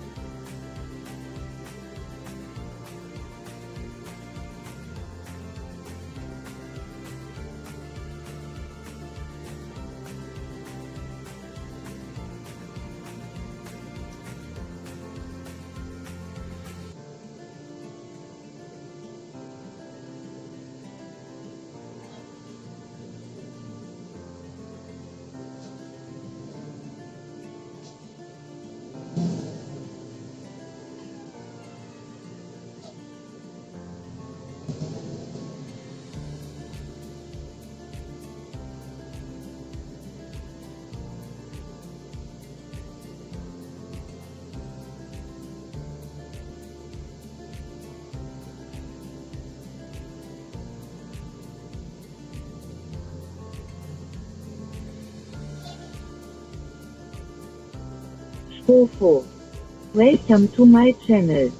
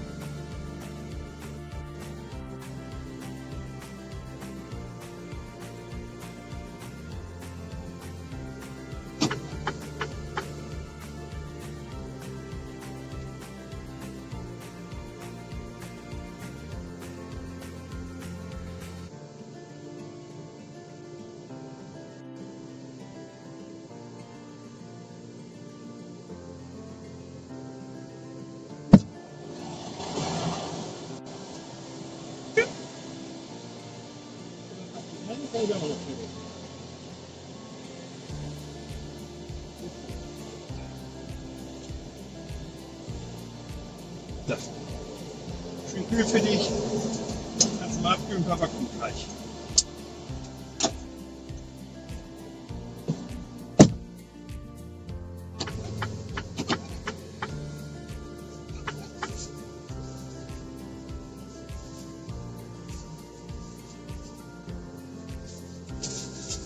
ARCTLCO. Welcome to my channel.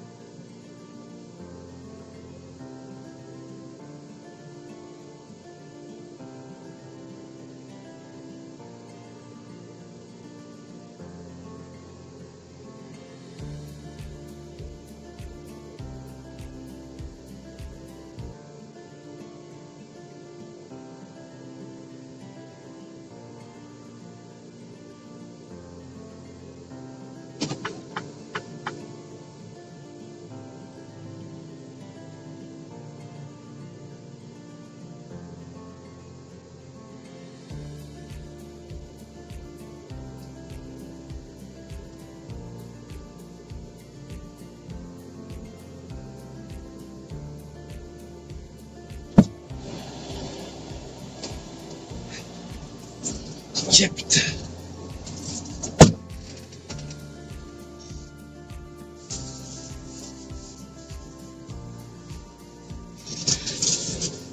Na? Hast du nochmal die Titel sauber gemacht? Hast du nochmal das Tittchen sauber gemacht? Ist jetzt sauber? Gut. Gut.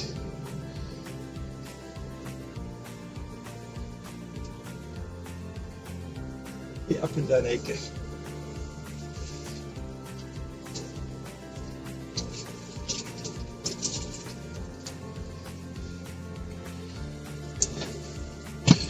Ach ja.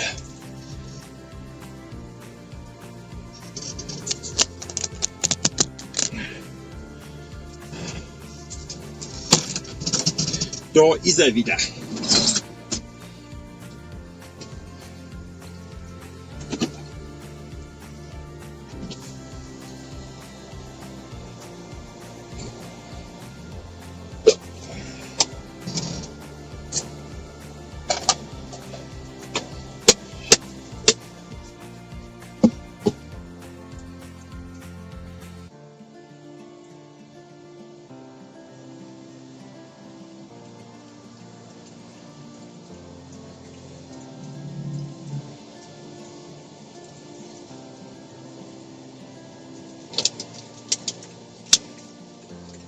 Ach ja.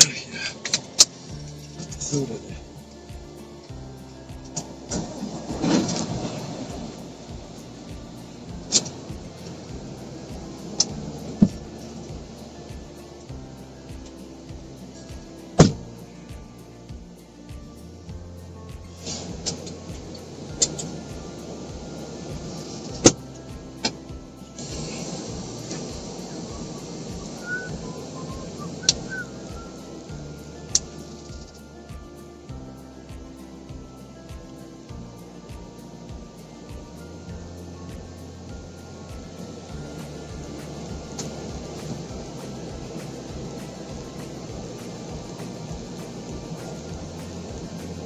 So.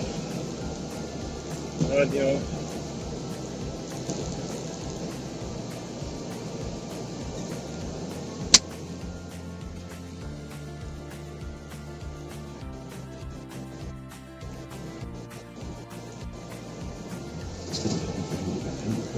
Der Damm sollte gebaut werden.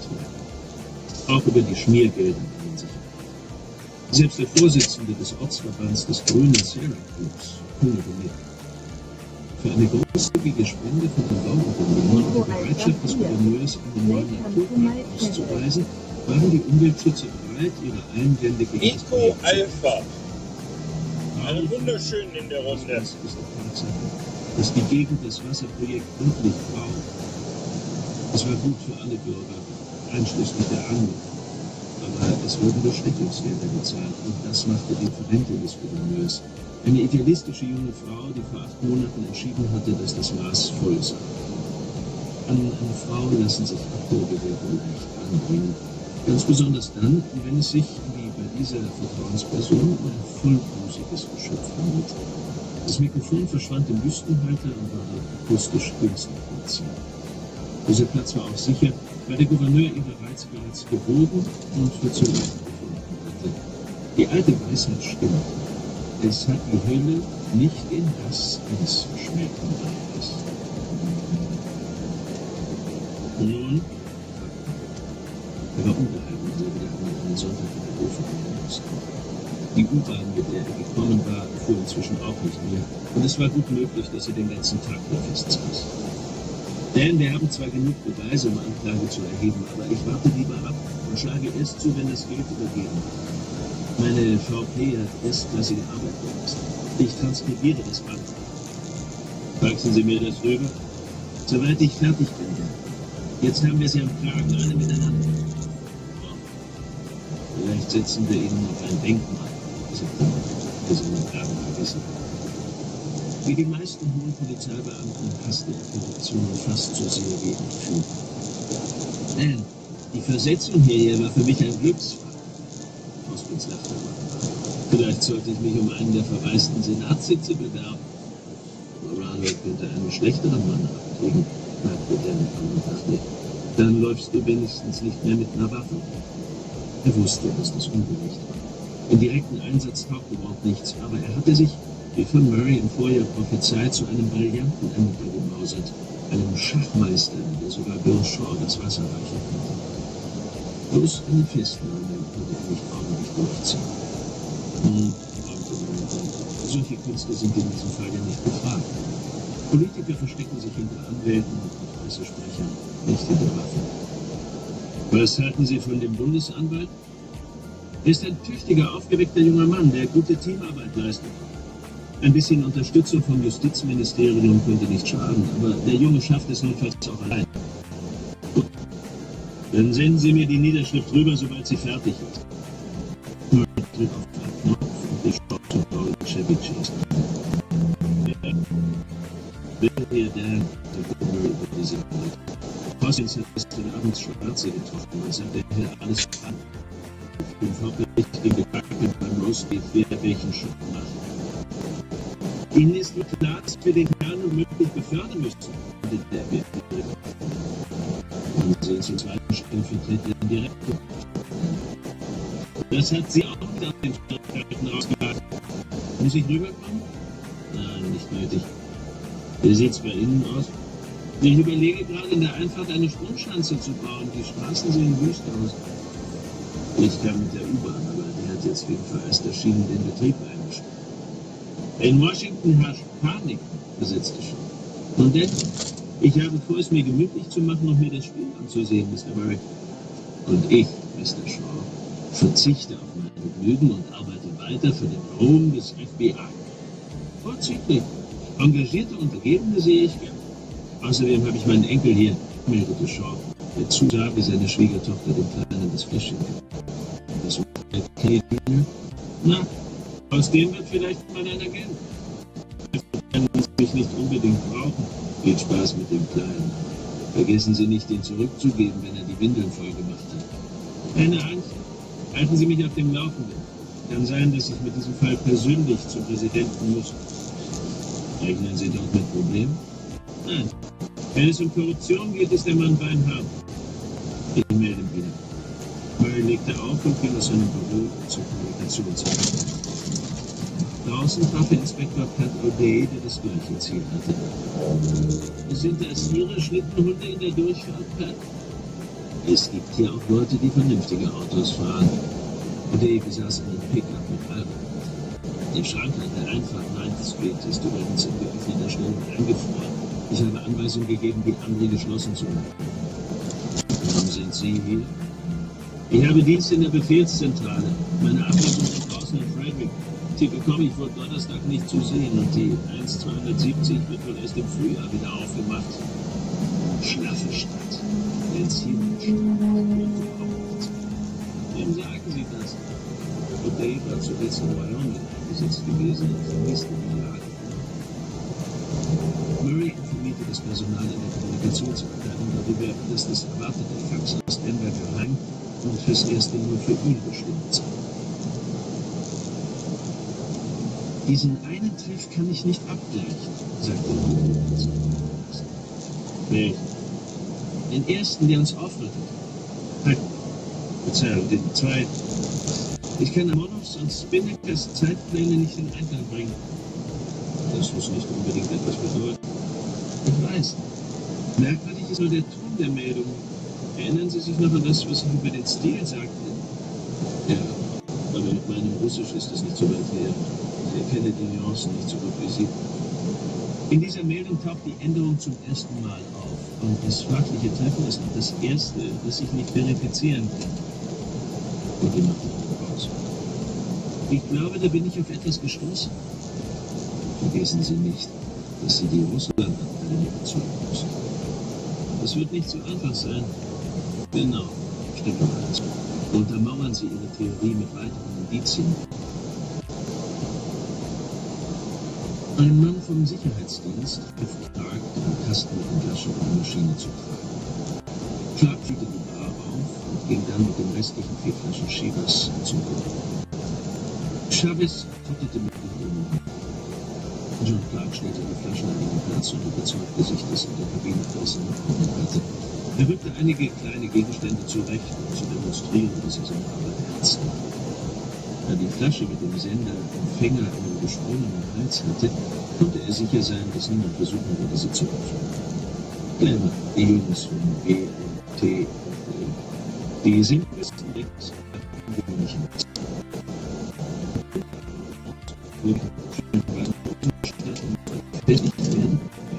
im grünen Schnee, die so aussahen, als seien sie einzig und allein dafür. Ging nach unten in die vorderen Toiletten, wo er ein sehr kleines japanisches Dunkelgerät mit einem Abfall anlegte, nachdem er sich davon überzeugt hatte, dass es auch richtig arbeitet.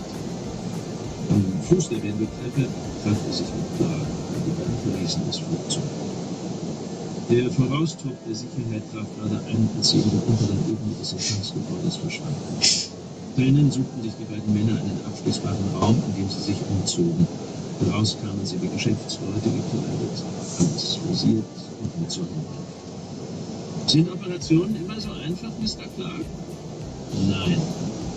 Die beiden marschierten nun zum anderen Ende des Gebäudes. Sie waren dort etwa 800 Meter von der 740. Außerdem hatten sie einen Business-Jet Stream 4, der als Privatflugzeug markiert war. Dieser sollte kurz vor dem japanischen Passagierzug abheben und dann einen Parallelkurs verbuchen. Clark nahm einen Sony Walkman aus der Aktentasche, legte eine Kassette ein und setzte den Kofferraum auf. Er vernahm das Murmeln der Leute von der Sicherheit in der Maschine, das nun von dem in einem Taschenbuch versteckten Tonbandgerät aufgenommen wurde. Schade, dass ich kein Japanisch kann. Jetzt begann das untätige Warten, das fast immer einen Großteil von verdeckten Informationen ausmacht. Clark hob den Kopf und beobachtete, wie der rote Teppich ausgerollt wurde, die Ehrenkompanie sich aufstellte und das Regenpult herangetragen wurde. Was für ein bescheuerter Job für die armen Kerle. Nun aber kam der Regen. Der mexikanische Präsident begleitete den japanischen Premier höchstpersönlich zu seinem Flugzeug und schüttelte ihm an der Treppe herzlich die Hand. Na, haben wir da schon sich Clark hervorgehoben war, weil die Operation gut zu laufen schien, aber auch traurig, weil es so heimlich geht. Die Japaner gingen die Stufen hinauf, die Tür wurde geschlossen, die Treppe weggerollt und dann liefen die Triebwerke der 747 an. Clark hörte, wie die Unterhaltung auf dem Oberdeck der Maschine begann. Sobald die Triebwerke liefen, fiel die Tonqualität drastisch ab. Nun rollte die Gulfstream an. 2 Minuten später setzten sich die Bojen in Bewegung. Der Zeitvorsprung hatte einen guten Grund. Man flog nicht hinter einem Jumbo her, weil die Turbulenzschleppe dieses Großraumflugzeugs sehr gefährlich sein konnte. Die beiden CIA-Leute blieben auf der Aussichtsterrasse, bis die 747 abgehoben hatte. Damit war ihre Arbeit getan. Die Gulfstream stieg auf ihrer Reiseflughöhe von 13.000 Meter und ging auf Kurs 026 in Richtung Nordens. Auf Anweisung der Männer hinter ihnen nahm der Pilot die Schubhebel etwas zu. Weit rechts von ihnen hat die Bojen die Leerhöhe Kurs 2 weiter. Die Flasche den Riesenvogel hinter der Signal auffiel. Das Fenster das Antennen in der Gulfstream befinden. Sehr günstige Daten qualitativ ein sehr gutes Signal. Für die beiden Seitenwindkanäle lief je ein Standort. Der Pilot flog die Gulfstream so nah heran, wie er sich traute, und als die beiden Maschinen über dem Meer waren, drehte er nach links ab. Nun ging ein zweites Flugzeug, die EC-135, die vom Luftstützpunkt Tinker in Hummer angeheilt war und der Gegend gewartet hatte, 50 Kilometer östlich und 600 Meter hinter der vorherigen Position. Die Gulfstream landete in New Orleans, wo die Männer mit ihren Geräten von Bord gingen, tankte auf und flog wieder zurück nach Mexico City. Dort war Clark an der amerikanischen Botschaft. Zu seinem Team für diese Operation gehört auch ein Mann vom Direktorat Intelligence, der das japanische beherrschte. Clark war zu dem Schluss gekommen, dass sich mit einem Test die Effektivität des Systems ermitteln ließ und dass es auch besser sei, die abgehörten Gespräche gleich umsetzen zu lassen. Wenn das mal keine operative Initiative ist, dachte er. Die Sprachkundige ließ ihm Zeit und hörte sich das Band dreimal an, ehe zu tippen. Das Clark ihm dabei über die Schulter sah, stimmte ihm. Wenn es doch bloß so einfach wäre, mit der parlamentarischen Opposition zu einer Übereinkunft zu kommen, las Clark. Wir brauchten nur noch einige seiner Partner zu versorgen. Da haben wir wohl, was wir wollen, bemerkte der Übersetzer. Wo ist Ihr Kommunikationsmann? Fragte Clark den Stationschef. Das sehen dich selbst. Das war in der Tat einfach genug. Der Stationschef gab die 2 Schreibmaschinenseiten in einen Computer ein, der mit einem Gerät verbunden war, das einem Videogerät ähnelte. Auf der großen Platte waren nach dem Zufallsprinzip die Jacken und die klaren Zahlen gespeichert. Jeder Buchstabe, der eingab, wurde ebenfalls nach dem Zufallsprinzip transponiert, dann nach Langley gesendet und dort im Mercury-Raum aufgezeichnet. Ein Kommunikationstechniker holte die entsprechende Dechiffrier-CD aus dem strengbewachten Archiv, schob sie in sein Abspielgerät und drückte auf einen Knopf. Binnen Sekunden kamen 2 Seiten Klartext aus dem Lesebrett. Der Techniker tat sie in einen Umschlag, den er besiegelte und den Boden übergab. Dieser eilte zum Büro des stellvertretenden Direktors. Dr. Ryan, hier ist die Meldung, auf die Sie gewartet haben. Vielen Dank. Ryan bestätigte den Empfang mit seiner Unterschrift. Dr. Goodley, Sie müssen mich einen Augenblick entschuldigen. Kein Problem. Ben ging zurück zu seinen Papieren.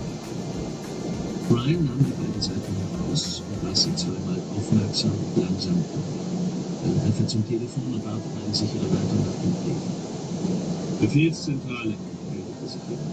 Hier, Herr Dr. Ryan Langley, ich muss den Chef sprechen. Moment, Sir, erwiderte der Bart von der Nähe. Ryan steckte sich eine Zigarette. Fowler, sagte eine neue Stimme. Mr. President, hier Ryan. Ich habe ein Bruchstück der Konversation in der 747. Jetzt schon? Es wurde vor dem Anlassen der Triebwerke abgewehrt. Eine unidentifizierte Stimme, die vermutlich dem Ministerpräsidenten gehört, sagt, dass der Handel zustande gekommen ist. Jack las nach Zeilen vor. Dieser Hund, mit einem solchen Beweis könnte ich hier jemanden vor Gericht bringen. Ich dachte mir, dass Sie das so bald wie möglich hören wollten, Sir. Die Niederschrift kann ich Ihnen auf Fax schicken. Mit der Gesamttranskription ist um 21 Uhr zu rechnen. Gut, da habe ich nach dem Spiel was zu lesen. Faxen Sie es rüber. Es wurde aufgelegt. Gern geschehen, Sir, sagte Peterson. Es ist soweit, sagte Peterson. Okay. Russell stand auf und zog seine Depot. Der Wetterbericht hat eine Mindesttemperatur von minus 14 Grad vorhergesagt und die war noch nicht erreicht. Das Nebraska wuchs noch kälter Tag und am eisigen Wind. Wenigstens brachte diese Wetterlage einen klaren Himmel mit sich. Auch Denver hatte unter Smog zu leiden, denn die im Winter häufig auftretenden Konditionen noch verschwunden. Heute aber war keine Wolke am Himmel. In der Ferne konnte Marvin sehen, wie der Schnee und dessen Banner von den Gipfeln der Fort Range geweht wurde. Das musste ein gutes Omen sein. Und das klare Wetter bedeutete auch, dass er Flug pünktlich und nicht, wie er befürchtet hatte, mit witterungsbedingter Verspätung abging. Er ließ den Motor des Transporters an, wiederholte, was er zu sagen hatte und ging, während er die Maschine warm laufen ließ, noch einmal den Plan. Marvin drehte sich um und betrachtete die Ladung. Fast 1 Tonne hochgesamter Sprengstoff. Die Leute werden ganz schön sauer sein. Dann ließ er den Mietwagen an und drehte die Heizung auf. Schade, dass es dem Kommandanten so schlecht geht, dachte er. Vielleicht sind es die Nerven. Wenige Minuten später kamen sie heraus. Rosene stieg neben Marvin an. Auch er hatte eine Pause. Alles klar? Ja. Okay. Russell legte den Rückwärtsgang ein und fuhr vom Parkplatz. Dann begann er vorwärts zu fahren, überzeugte sich durch einen Blick in den Rückspiegel, dass der Mietwagen folgte und hielt weiter auf die Straße zu. Die Fahrt zum Stadion verlief ohne Zwischenfälle und dauerte nur die lange Minute. Ein großes Polizeiaufgebot war da und er sah, dass Rosen die Polizisten argwöhnisch beäugte. Marvin machten sie keinen Kummer, und er wusste, dass sie nur zu Verkehrsregeln da waren und nun, wo der große Ansturm noch nicht begonnen hatte, einfach nur herumstanden. Das Spiel begann erst in 6 Stunden. Er bog von der Straße ab zum Tor des Parkplatzes, der für die Medien reserviert war. Dort stand ein Polizist mit dem Lenkrad. Kathi hatte sich bereits von ihm getrennt und vor einer Straßenbahn ausfiel. Marvin hielt an und forderte die Schlange. Guten Tag, sagte er zu ihm. Pete Dawkins von der Denver Polizei war ein Einheimischer, fuhr aber trotzdem schon. Er hatte die Aufgabe, das Tor für die Medien und die Parlaments zu bewachen und war nur auf diesen Posten gestellt worden, weil er noch sehr jung war. Die höheren Dienstränge hatten Werbung. Wer sind Sie? Von der Technik, ergibt uns. Das ist das Tor für die Medien, oder? Stimmt. Aber Sie stehen nicht auf meiner Liste. Auf dem VIP-Parkplatz war nur eine begrenzte Zahl von Plätzen frei und Dawkins konnte nicht jeden einlassen. Bei der A-Einheit da drüben ist eine Bandmaschine kaputt gegangen, erklärte Russell mit einer Geste. Und wir mussten Ersatz anschaffen. Davon hat mir niemand etwas gesagt. Davon habe ich auch erst gestern Abend um 6 erfahren. Wir mussten das verdammte Ding von Omaha rüberkarren. Russell winkte vage mit seinem Block. Großen wagte kaum zu atmen. Warum hat man es nicht eingeflogen? Weil Federal Express sonntags nicht arbeitet und weil der Brocken nicht durch die Tür des Learjets passt. Aber wissen Sie, ich beflamme Techniker beim Sender und kriege für diesen Job das 3,5-fache meines Lohns. Von wegen Sonntagsüberstunden, Reisezuschlag und so weiter. Klingt anständig, meinte der Polizist. Aber er kommt für mich mehr raus als sonst in der ganzen Woche. Reden Sie ruhig weiter. Im Augenblick verdiene ich nämlich $1,25 pro Minute. Sie müssen eine starke Gewerkschaft haben. Stimmt. Wissen Sie, wohin Ihre Ladung soll?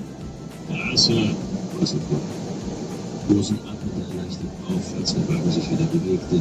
Er hatte alles mitbekommen und eine Katastrophe befürchtet. Dawkins sah den Transporter nach, schaute auf die Uhr und machte sich eine Notiz auf seinem Block weiter. Aus unerfindlichen Gründen wollte der Captain wissen, wer wann eintrat. Dawkins kam das überflüssig vor, aber Captains hatten manchmal einfach unsinnige Gründe. Erst nach einer Weile ging ihm auf, als der Wagen in Colorado zugelassen war.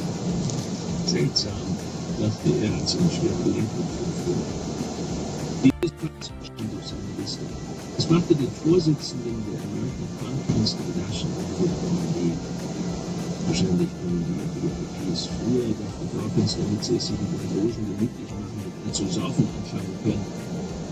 Er hatte am Vorabend beim Empfang des NFL-Vorsitzenden Dienst geschoben und mit angesehen, wie sich alle reichen Clowns des Staates mit diversen Politikern und anderen VIPs, alles Arschlöcher, dachte der junge Beamte, aus ganz Amerika einen angedudelt hatten. F. Scott Fitzgerald hatte doch recht. Sehr Reiche sind in der Tat anders als du und ich. Russell hielt an mit dem Unterricht, zog die Handbremse an und ließ den Auto laufen. Das Spiel sollte um 16:20 Uhr Ortszeit beginnen. Rosen kniete hin vor dem Tacho. Er ging davon aus, dass der Anpfiff mit der so wichtigen Begegnung noch immer verspätet erfolgte um 5 Uhr. Der Zeitpunkt der Detonation war schon vor Wochen eingestellt worden. 17 Uhr Rocky Mountain Standardzeit, exakt zur ersten vollen Stunde nach Spielbeginn. Die Sicherung der Zündeinrichtung war recht primitiv. An den Luken waren Klammern angebracht, aber für komplexe Vorrichtungen war keine Zeit mehr gewesen. Umso besser, dachten Rosen, wenn der wilde Nordwestwind ließ das Fahrzeug schaukeln und hätte einen empfindlichen Kippschalter womöglich ausgelöst. Was das betraf, erkannte er erst jetzt, hätte nur das Zuschlagen einer Fahrzeugtür. Was hast du sonst noch alles nicht bedacht?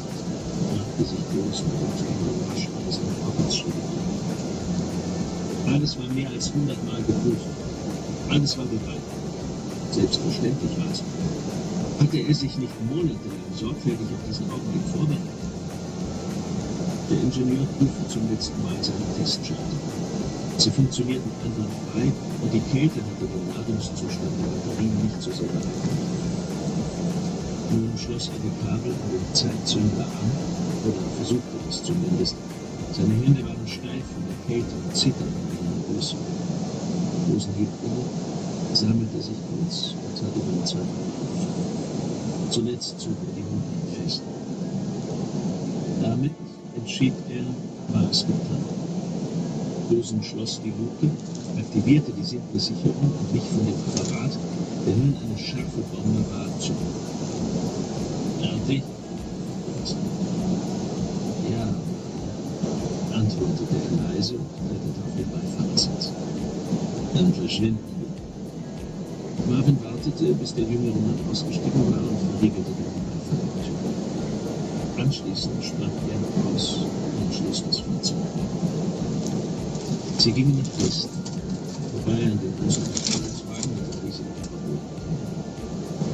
Die müssen Millionen gekostet haben, für die Marvin, sobald werden alle ruiniert sind. Zusammen mit dem scheißerlichen Fernsehen, der aus dem Tod meines Bruders einen Medienzirkus gemacht hat. Eine Sportveranstaltung. Dass die aufgeben mussten, rührte ihn nicht im Geringsten. Bald erreichten sie den Windschatten des Stadions, gingen vorbei an den ersten Fans und im Auto schlangen die sich in den Parkplatz. Viele Wagen kommen aus Minnesota und waren mit Anhängern der Vikings besetzt, die warm angezogen waren und die Mützen ihres Teams trugen, manche sogar mit Hörnern besetzt. Kathi wartete mit dem Mietwagen an der Seitenstraße. Wortlos rutschte auf den Fahrersitz und ließ Marvin als Steuer. Weil der Verkehr nun dichter wurde, wählte Wasser einen Schleichweg, den er in den vergangenen Tagen ausgekundschaftet hatte. Eigentlich eine Schande, dass wir das Spiel verderben. Was soll das heißen? Fragte er. Die Vikings haben es jetzt 5-mal geschafft, ins Endspiel zu kommen. Und diesmal sieht es so aus, als würden sie gewinnen. Der junge Wills ist der beste Stürmer seit Sayers und unseretwegen wird niemand die Aktion mitkriegen. Schade.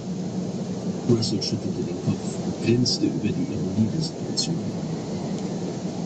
Weder Kathi noch Rosen ließen sich zu einer Antwort herab, aber Russell hatte auch keine Kommentare erwartet. Den Burschen fehlte halt jeder Sinn für ihn.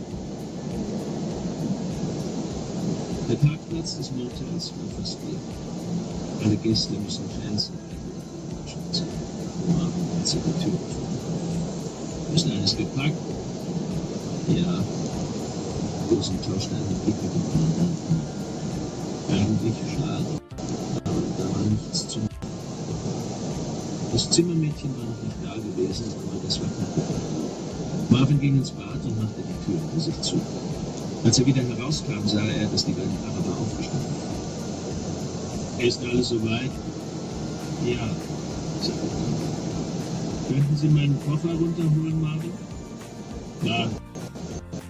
Russell drehte sich um und griff nach dem Gepäckstück auf der Steuerung. Die Eisenstange, die ihn ins Genick traf, führte er nicht. Der kleine, aber stämmige Mann fiel auf den schäbigen Teppichboden zur Tätig. Kathi hatte fest zugeschlagen, aber nicht fest genug für ihn. Der Kommandant war von Tag zu Tag schwächer.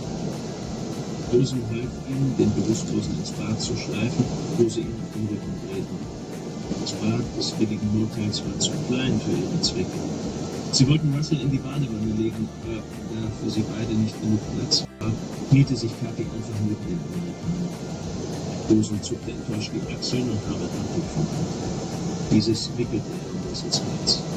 Der Indianer war eher benommen als bewusstlos und begann die Hände zu bewegen. Rosen musste rasch handeln. Kathi reichte ihm ein Steakmesser, das er am Vorabend beim Essen hatte mitgehen müssen. Rosen bohrte es dicht unter dem Ohr, tief in Russells Herz.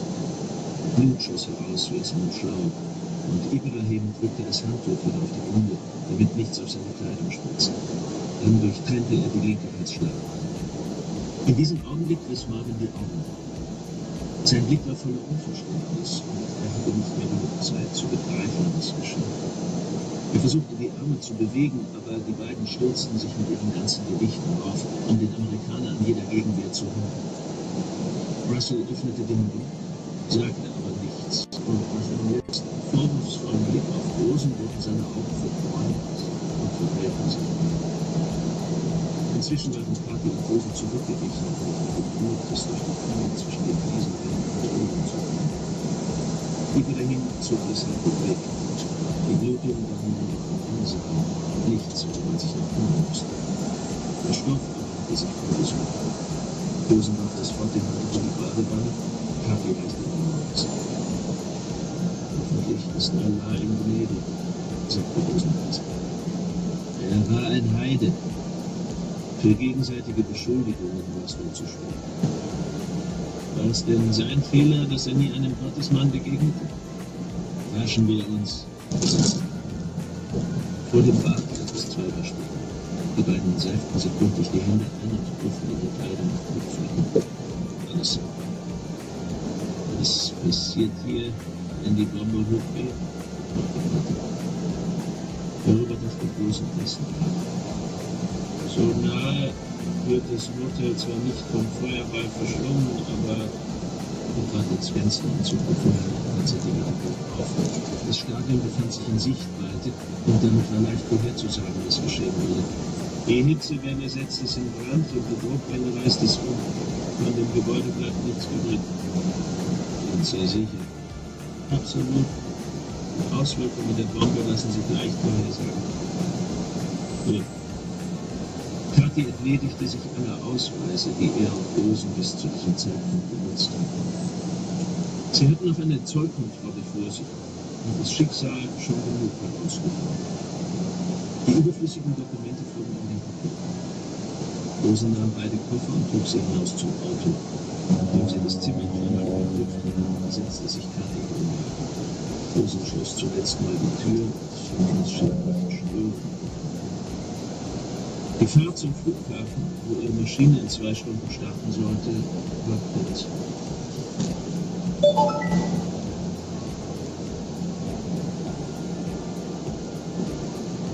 Das Gelände füllte sich auf. Bereits 3 Stunden vor Spielbeginn war der VIP-Parkplatz zur Dawkins Überraschung schon voll. Die traditionelle Show vor dem Spiel hatte gerade begonnen. Ein Fernsehteam schlenderte mit einer Handkamera auf dem Platz herum, dessen eine Hälfte die Anhänger der Vikings in einen gigantischen Picknickplatz verwandelt hatten. Von den Holzkohlengrills stieg weißer Dampf. Dawkins wusste, dass die Fans der Vikings ein bisschen verrückt waren, aber das hier war der Gipfel. Sie brauchten doch einfach nur ins Stadion zu gehen, wo es plus 20 Grad hatte und es alle möglichen Speisen und Getränke gab, die sie dann auf gepolsterten Sitzen zu sich nehmen konnten. Aber nein. Sie wollten beweisen, was für harte Burschen sie waren, indem sie bei minus 15 Grad auf einen grillten. Dawkins fuhr Ski und hatte sich als Student bei der Sicherheitskontrolle auf den Pisten bei Eisbahn etwas dazu verdient. Er kannte also die Kälte und wusste Wärme zu schätzen. Kälte und Wind waren erbarmungslos und auch mit solchem Imponiergehabe nicht zu verhindern. Wie läuft's, Pete? Dawkins drehte sich um. Keine Probleme, alle Positionen auf der Liste sind abgehakt. Ich löse sie für ein paar Minuten ab. Gehen Sie rein und wärmen Sie sich auf. Am Sicherheitsposten gleich hinter dem Tor gibt's Kaffee. Dawkins, der ein warmes Getränk vertragen konnte, bedankte sich und ging. Er wusste, dass er die ganze Spielzeit auf Spiel.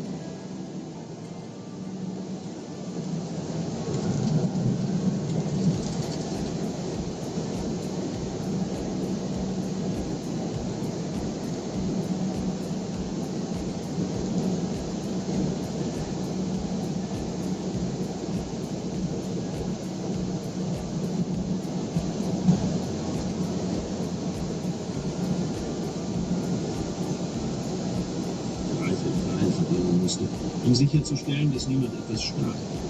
Beamte in Zivil hielten nach Taschendieben und Schwarzhelden Ausschau, durften sich aber später drinnen das Spiel anschauen.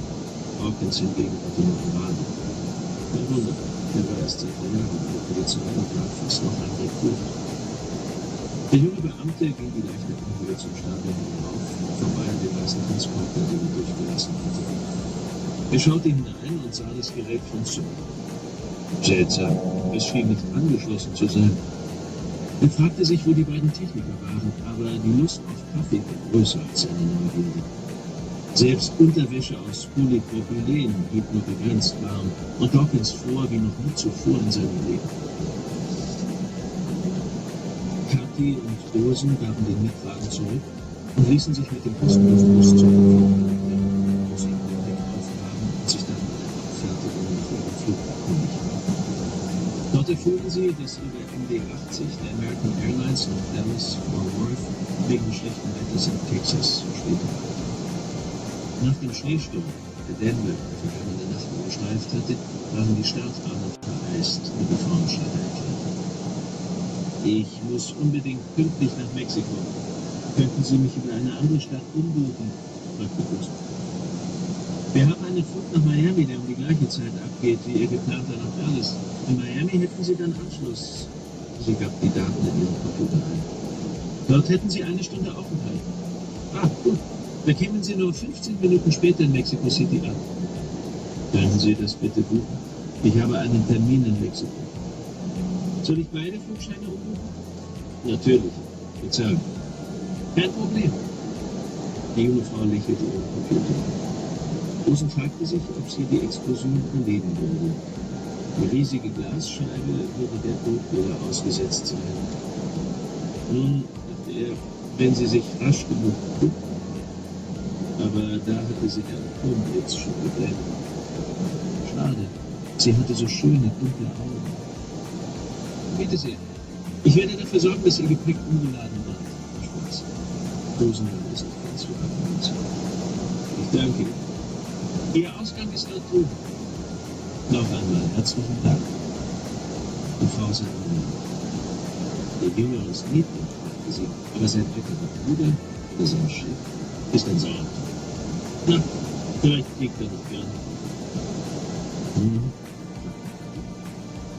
Der Verbindungsflug passt so ziemlich in unseren Zeitplan und verkürzt unsere Wartezeit in Mexiko um 15 Minuten. Schlechtes Wetter herrscht nur in Texas. Es sollte also keine weiteren Schwierigkeiten geben. Die Abflugkanne war fast leer. Wer Denver verlassen wollte, wartete offenbar auf spätere Flüge, um sich das Spiegelfernsehen anzusehen. Es warteten kaum 20 Leute auf den Abflug. Und hier kann ich die Terminpläne auch nicht in Einklang bringen, sagte Ruby. Ich würde fast sagen, dass wir es mit einem rauchenden Revolver zu tun haben. Wie kommt's? Letzte Woche war Namonov nur am Montag und am Freitag gebucht. Dienstag, Mittwoch und Donnerstag befand er sich in Lettland, Litauen und der Westukraine. Anschließend flog er nach Wolgograd, um das Fußvolk bei Laune zu halten. Freitag fällt aus, denn an diesem Tag ging Smenekers Meldung ein. Unser Freund aber verbrachte praktisch den ganzen Montag im Parlamentsgebäude. Ich bezweifle, dass Sie sich letzte Woche getroffen haben, doch sein Brief deutet eine Begegnung an. Ich glaube, er lügt. Zeigen Sie mir das mal, sagte John. Woodley breitete sein Blatt mit den Daten auf Ryans Schreibtisch aus. Gemeinsam gingen sie Termine und Pläne durch. Das ist ja hochinteressant, meinte Ryan mit einem Anspruch. Dieses Schlitzohr. Finden Sie das überzeugend? Fragte Woodley. Völlig, meinen Sie? Der stellvertretende Direktor schüttelte den Kopf. Nein. Und warum nicht? Weil die Möglichkeit besteht, dass Ihre Daten nicht korrekt sind. Es könnte ja sein, dass Sie sich heimlich getroffen haben.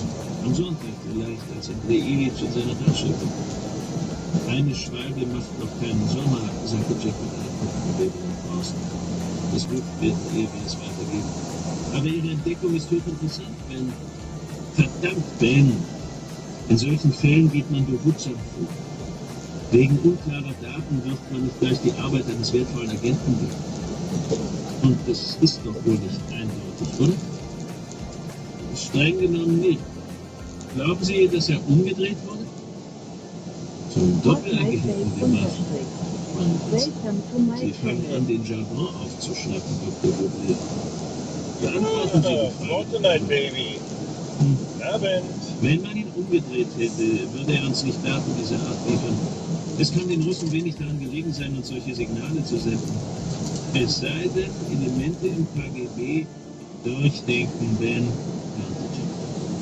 Ja, natürlich, dann werden diese Kreise ja auch kompromittiert. Sie haben recht, diese Möglichkeit ist unwahrscheinlich. Als Doppelagent würde er andere Informationen liefern. Genau. Wenn Sie recht haben und er uns in die Irre geführt hat, ist das Motiv, das Sie isoliert haben, das wahrscheinlichste. Er kann von Namonovs Abgang noch profitieren. In unserem Gewerbe ist es nützlich, wenn man die Kriminalbeamten denkt. Wer profitiert? Wer hatte ein Motiv? Diesen Test wendet man hier an. Und das übernimmt am besten Amerikaner. Holen wir sie? In diesem Wetter? Kathi und Rosen bestiegen gleich nach dem Essen auf die Maschine. Unerfüllt sitzen in der ersten Klasse Platz und schnuppern sich an. 10 Minuten später löste sich die Maschine auf Schreck und wollte hinaus in den Schatten, wo sie glaubte, eine kluge Entscheidung getroffen zu haben. Denn der Flugmann Dallas war immer noch nicht abgerufen. 2 Minuten später hob das Flugzeug ab und ging bald auf Südostkurs, den milden Klima Cloudways. Das Zimmermädchen hatte ohnehin schon abgeschlossen. Die meisten Gäste waren spät aufgereist, sodass sie ihre Pause nicht hatten. Sie schnalzte das Schild nicht stören und die Tür ansah. Stellte dann aber fest, dass es an der Tür des angrenzenden Bürozimmers fehlt. Gehen tut uns soweit Die Seite gut. des Schildes bedeutete, dass das Zimmer gereinigt werden Laut sollte. Und die LKW-Anzeige Gäste hätten es 32 Grad. gesehen und erklärt haben. Zuerst ging sie ins Viel Licht. zu tun, kann ich nicht Dort hatte sie nicht beklagen. viel zu tun, Neue LKW läuft sehr gut. Betten abziehen. Sehr zufrieden damit bis jetzt. Das machte sie mehr als 40 Mal. Schauen wir mal. Reinigte sie Haben das jetzt noch tauschte die Runde schmutzige Stunde Handtücher 40 für Fahrzeit Wäsche für aus, heute. zur Seite die Schale und leerte den Abfall in den Sack, der an den Wagen hing.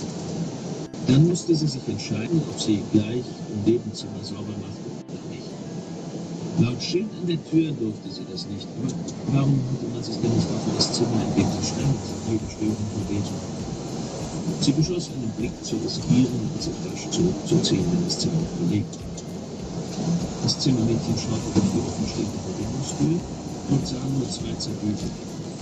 Auf dem Boden lagen keine Kleider. Sie steckte den Kopf durch die Tür und schaute hinüber zum Waschbecken. Dort war ebenfalls alles normal. So entschied sie, auch in diesem Zimmer aufzuräumen. Das Zimmermädchen schob den Wagen durch die Tür, machte flink die Betten und ging dann weiter. Wie konnte sie das übersehen haben? 2 Männer. Was? Sie ging darauf zu und der Manager musste sie eine Minute lang beruhigen, ehe er verstehen konnte, was sie sagte. Zum Glück sind in diesem Flügel keine anderen Gäste, dachte er. Die sind alle beim Spielen. Der junge Mann holte tief Luft, ging an der Türschlossbar vorbei nach draußen und zur Rückseite des Hotels. Die Tür, die sich inzwischen automatisch geschlossen hatte, öffnete er mit seinem Autoschlüssel. Wenigstens war er auf dem Eis nicht anwesend, fast anwesend. Er rührte nichts an, sondern verließ den Schauplatz durch die Verbindungstür ins Nebenzimmers. Neben dem Telefon am Eingang Polizei. Heute gibt's Segelflugzeugbenzin. Melden, sagte der Manager so Ich ruhig. war auf der Leerfahrt, war von Kentucky runter Wir nach sind in South Florida, Carolina, das um da morgen zu laden. und schüttelte den. Und dann geht's morgen von South Carolina wieder hoch Richtung Detroit. Und dann schauen wir mal, wie es morgen läuft. Vermutlich aber morgen spät Abend, morgen Nacht. Werden wir wohl Trailer an einen anderen Kollegen übergeben.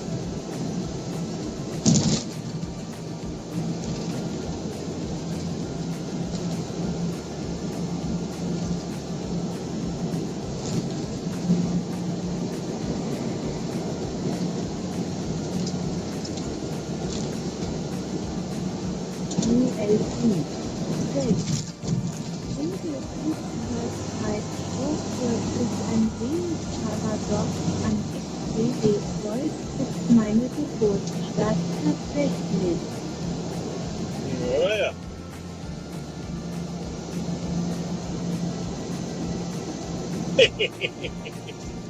Ja, mit was fliegt denn für ein Benzin ein Segelflugzeug? Mit nix. Ich habe einen leeren Trailer hinten dran. Wie gesagt, ist eine Leerfahrt.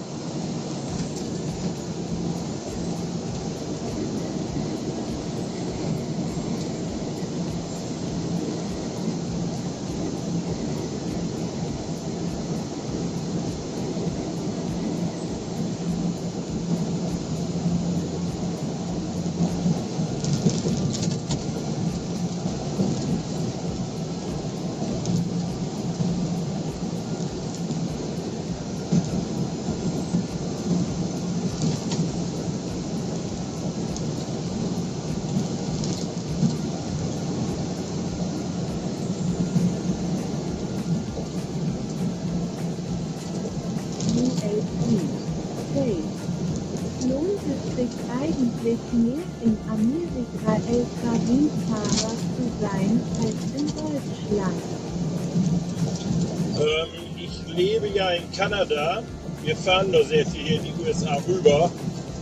Und sagen wir es mal so, in den letzten 16 Jahren, die ich jetzt hier in Kanada, USA bin, habe ich wesentlich mehr mir leisten können oder wir uns leisten können und mehr zusammengebracht, als man in Deutschland wahrscheinlich hätte zusammenbekommen können. Wir haben ein abbezahltes Häuschen und. Von daher ist schon wesentlich angenehmer hier. Wenn du einen vernünftigen Auftraggeber hast, so wie wir hier jetzt haben, dann interessiert dich das auch nicht, wenn du mal wieder so wie heute 500 Kilometer oder so leer fährst.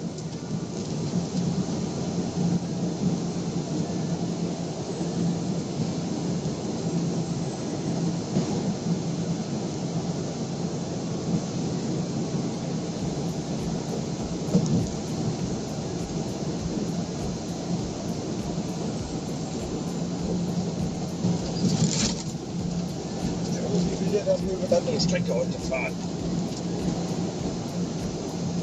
Also, ja. Hier, da hinter mir.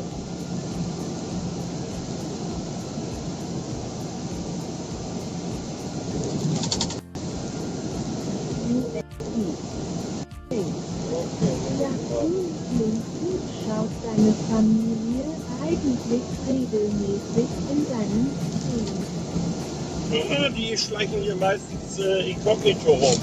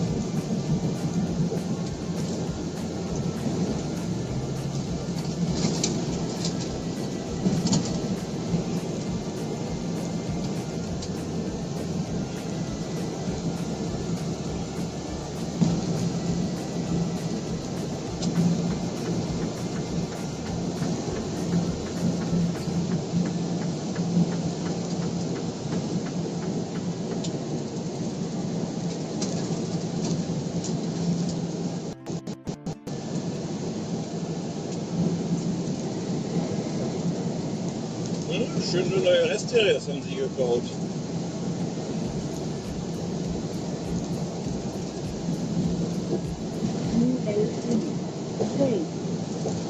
Ist in den USA, Kanada auch so verbreitet, dass die Lkw-Fahrer hin und wieder mal alkoholabhängig sind bzw. alkoholisiert fahren? Warum soll da ein Unterschied zwischen Europa und hier sein? Nur weil es ein anderer Kontinent ist derselbe Beruf, selbe Bullshit drumherum. Also da tut sich nichts wirklich in der Hinsicht großartig. Hier kann es dir halt auch passieren, dass du, wenn du über so eine Wiegestation rüberfährst, dass du dich mal gerade reinwinken und dann auch schon mal solche blasen lassen oder so. Dann hast du es hier, wenn du USA fährst, dass du immer mal wieder einen Anruf oder eine Message von der Firma bekommen kannst, hier, fahr mal da und dahin zum Drogentest. Da wird dann, musst du dann halt einmal im Becherchen pinkeln, da wird kontrolliert und kann auch sein, dass du dabei dann direkt einen Alkoholtest machen. Aber da habe ich keine Probleme mit. Wenn eine Alkoholindustrie sich auf mich bauen würde, die würden so schnell pleite,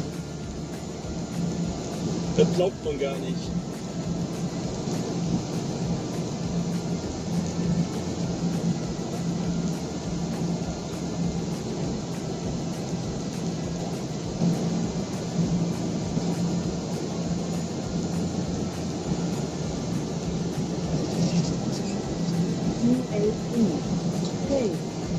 Darauf nehme ich erstmal Menschen von meinem Bier zu. Enjoy! Ist bestimmt ein Kölsch.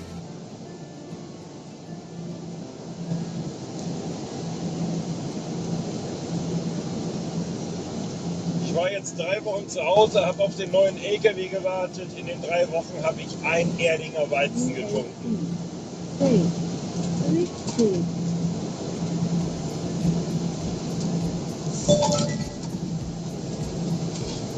Ne? Wenn man von dem Teufel spricht, das war die Voranmeldung für eine Wiegestation.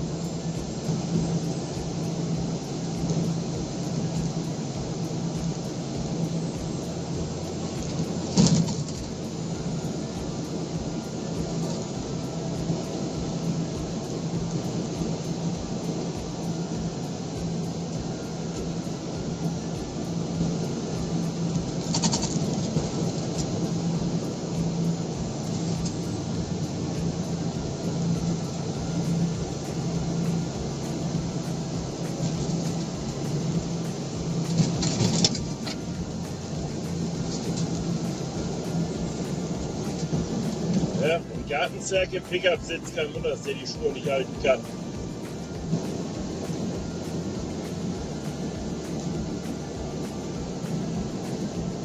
Was ist da drin los? ULC. Hey. Da ist ja genauso viel Baustelle wie in Deutschland, wo keine Sau arbeitet. Ja, komm, es ist Samstag. Was erwartest du? Und das Klingeling war gerade von dem Scale-App. Das hat mir die grüne Lampe sozusagen gegeben. Das heißt, wenn die Scale offen ist, brauche ich gar nicht reinzufahren. Ich kann so direkt dran vorbeifahren. Das ist die Freigabe dafür.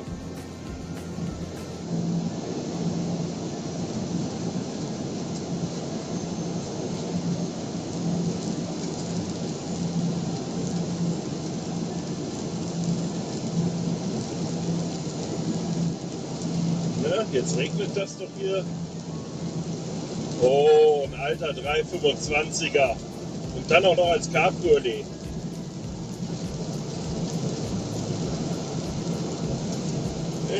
Hier ist noch komplett zu wegen Baustelle.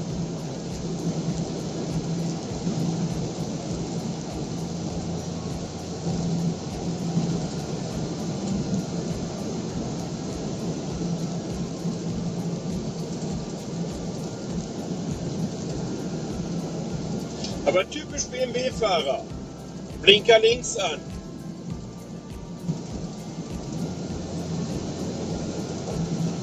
ULC. Hey.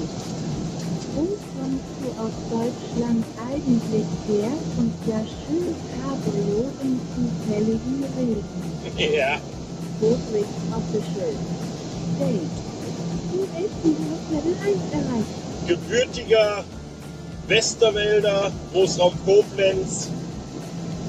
Hab mal für 1-2 Jährchen unten in Franken gelebt und die letzten Jahre oben im Raum Großraum Krefeld, Mönchengladbach.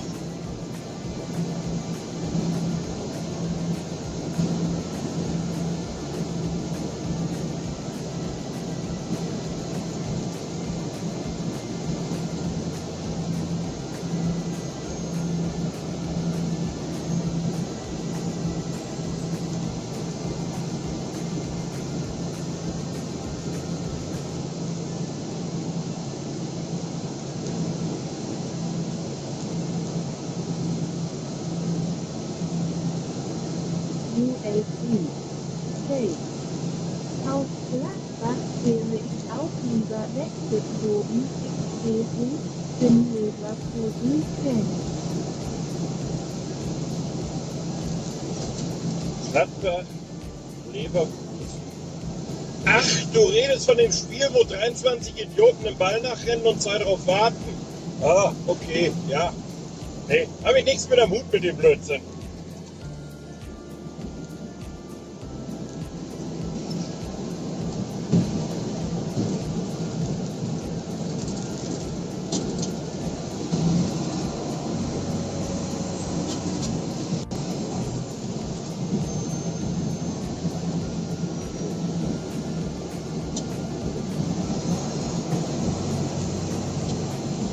Von wegen nicht arbeiten, da drüben arbeitet ein LKW-Fahrer in der Baustelle.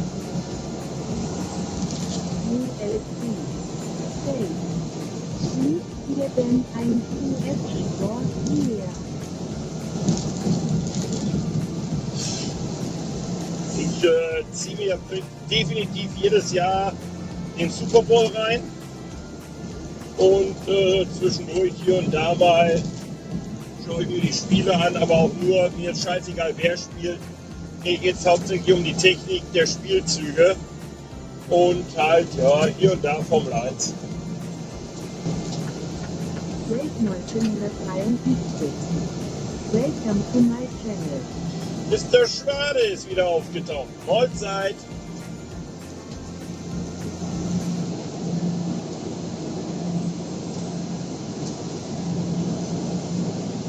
Ich glaube, ich muss mal hier ein bisschen Klimaanlage wegnehmen.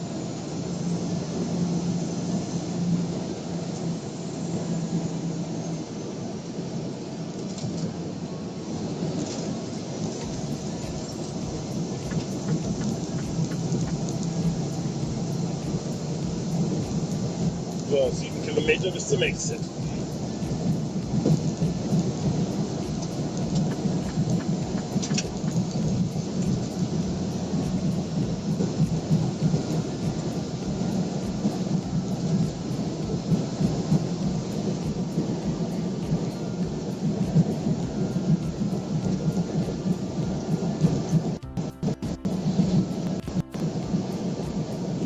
Netter Bordschirm. Ja, Longan-Ausführung ist jetzt so, es hat aber ein EMI drin. Oh, ist jetzt 2500 Euro. Teil deiner Mitte, das darfst du bei mir zu Hause abladen. Obwohl, da brauchst du ja wieder einen Schuhanzieher, um rein und rauszukommen.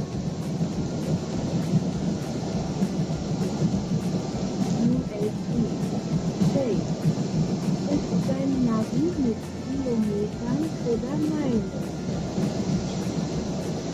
Ich lebe in Kanada. Kanada ist metrisch. Der Tarot läuft im Moment, weil ich in USA unterwegs bin, in Meilen, weil es einfacher ist. Aber Tourenberechnung und so weiter läuft alles in Kilometern.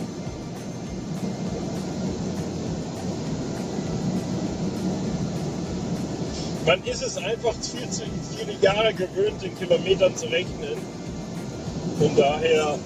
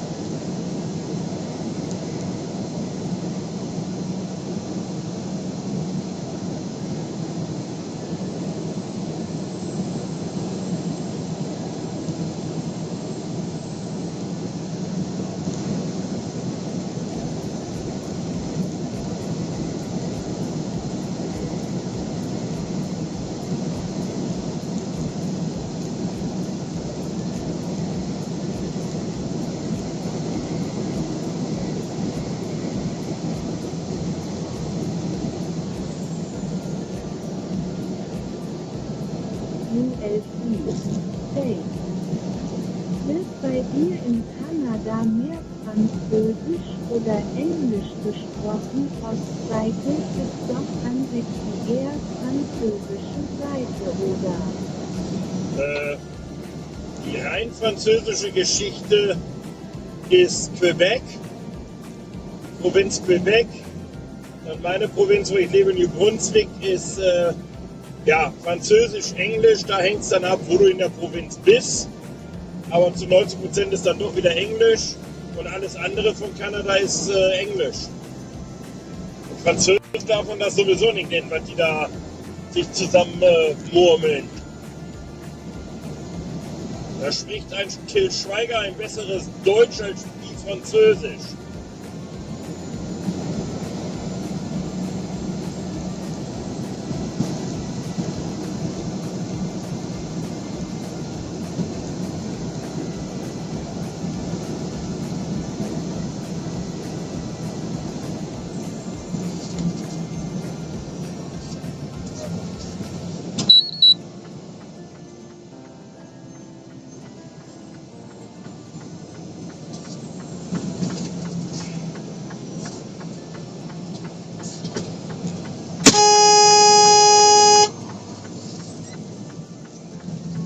doch klar, dass der genau daneben reinbremst, dass du hier nicht rauskommst.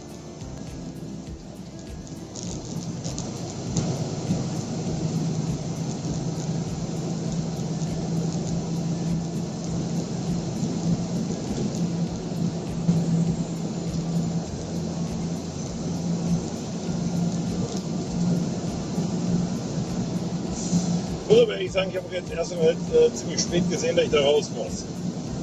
Irgendwie schickt mich das Navi hier komplett anders als regulär.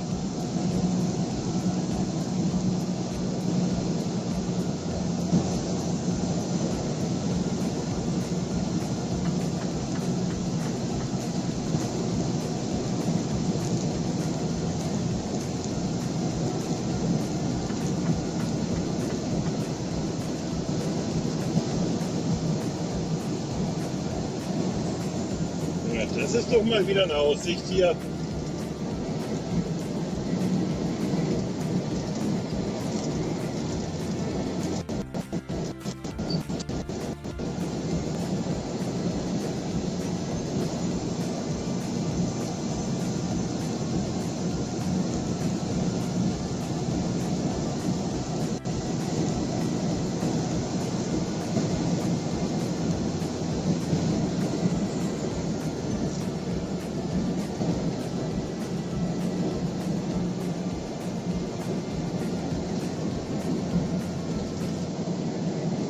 Hey, welcome to my chapter.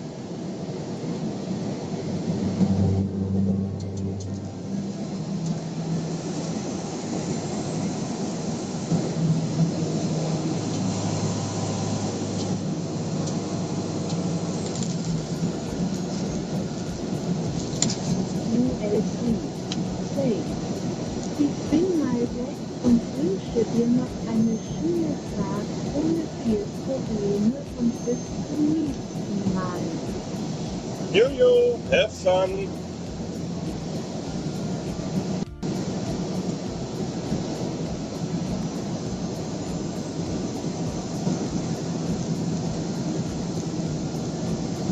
Dieser Unverfrorenheit ist unglaublich.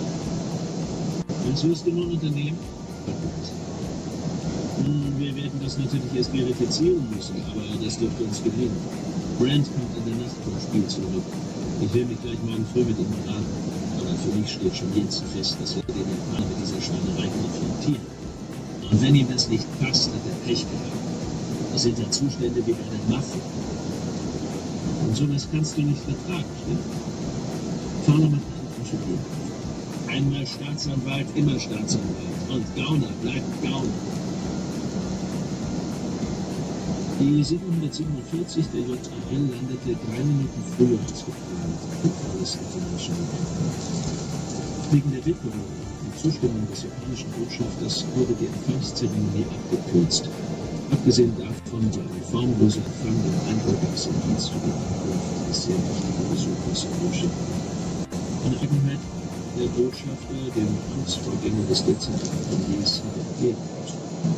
Nach einer kurzen, aber freundlichen Begrüßung durch den stellvertretenden Außenminister Scott Adler bestiegen der Regierungschef und sein Gefolge von der Botschaft kurzfristig beschaffte Geländewagen und wurden zudem nur wenige Straßen vom Weißen Haus im ferngelegenen Madison Hotel gebracht. Der Präsident, so hörte der Japaner, war noch in Camp David und sollte am nächsten Morgen nach Washington zurückkehren. Der Ministerpräsident, der unter den Nachwirkungen der Zeitverschiebung litt, war das sehr recht. Und er beschloss, ein paar Stunden länger zu schlafen. Und ehe er den Mantel abgelegt hatte, ging der Reinigungstrupp von Auto 747. Ein Mann holte die noch ungeöffneten Whiskyflaschen aus der Maschine, darunter die mit dem gesprungenen Hals. Ein anderer leerte die abwegige Toilette in den großen Großlager. Die unterwegs nach London. Mit Ausnahme einer Maschine landeten alle Begleitflugzeuge auf dem Luftstützpunkt Andrews, wo die Besatzungen die vorgeschriebenen Ruhepausen einlegten, in diesem Fall um Offizierswasser.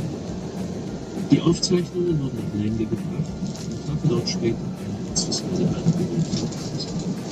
Da sich herausstellte, dass die Kassette aus dem Flugzeug die beste Tonqualität hatte, begann die Technik in die Die Gulf Stream führte ebenfalls pünktlich nach Mexico City zurück. Die kleine Düsenmaschine rollte ins Terminal Die dreiköpfige Besatzung, Air Force-Personal und Zivil, ging ins Gebäude, um zu Abend zu essen. Auch sie mussten Clark war in der Botschaft und wollte sich wenigstens das erste Viertel der Begegnung in Denver ansehen, ehe er nach Washington und in den verbrannten Schnee zurückfuhr. Mach langsam, sonst schläfst du während des Spiels ein, warnte der Sicherheitskapitän.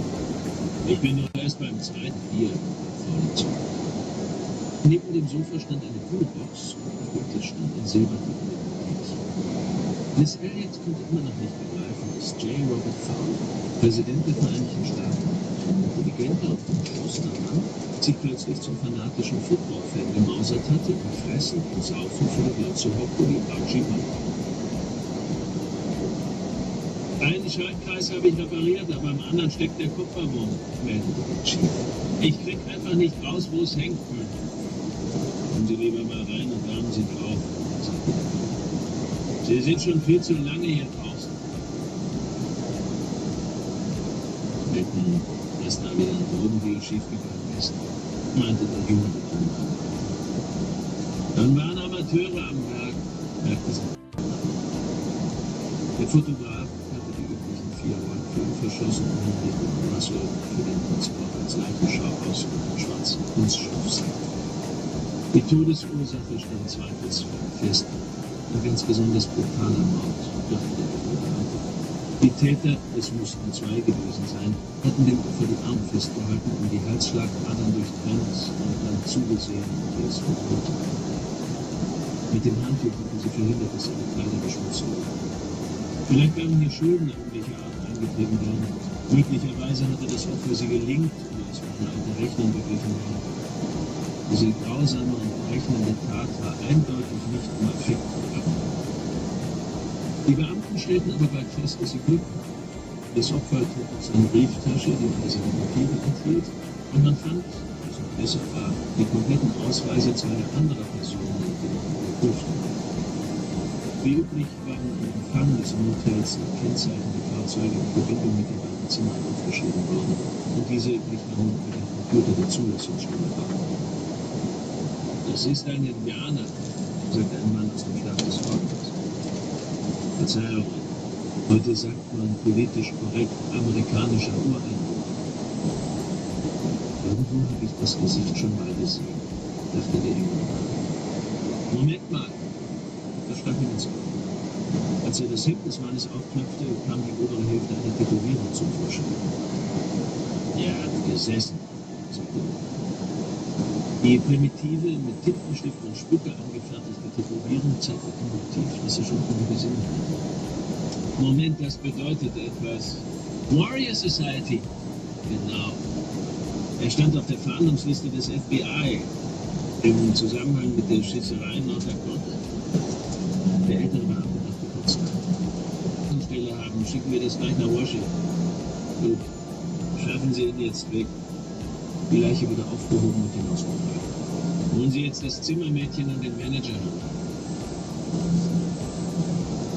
Inspektor Pat O'Day hatte das Glück, zu Dienst in der Befehlszentrale des FBI, Zimmer 5005 in Pennsylvania eingeteilt worden zu sein.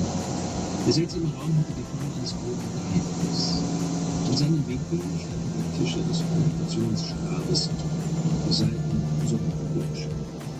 Da heute nicht viel los war, weshalb Land lief unter schlechtem Wetter und es war für kriminelle Aktivität weitaus hinderlicher als in der Zeit, saß er vor dem Fernseher und schaute auf die beiden Mannschaften, die sich aufgestellt hatten und auf das Los warteten. Gerade als die Vikings den Münzlauf gewonnen und sich für die Offensive entschieden hatten, kam die Frau aus der Kommunikationsabteilung und brachte zum Faxe von der Polizei. Ein Mordfall, Sir. Man meint, wir könnten es auch erkennen. Die Qualität eines Fassbilds kann eine Profilere nicht beurteilen. Und schon gar nicht dann, wenn man es schlagbar größer als Fax schreibt. O'Day starrte das Bild nach einer Sekunde an und war fast schon zu dem Schluss gelangt, dass er den Mann nicht kannte, als ihm etwas aus seiner Dienstzeit in Wyoming einfiel. Den habe ich doch schon mal gesehen. Ist das ein Indianer? Marvin Russell? Er wandte sich in eine andere Richtung. Stan, kennen Sie den? Nein. O'Day sah sich den Rest der Meldung an. Wer immer der Mann auch war, er hatte den Hals aufgeschnitten bekommen und lebte nicht. Mord, vermutlich im Zusammenhang mit Rauschgifthandel, war die erste Einschätzung der Mordkommission. Plausibel. John Russell hatte auch mit Drogen gehandelt. Ferner war der Meldung zu entnehmen, dass am Tatort weitere Ausweise gefunden worden waren. Sehr geschickte Fälschungen, wie es hieß.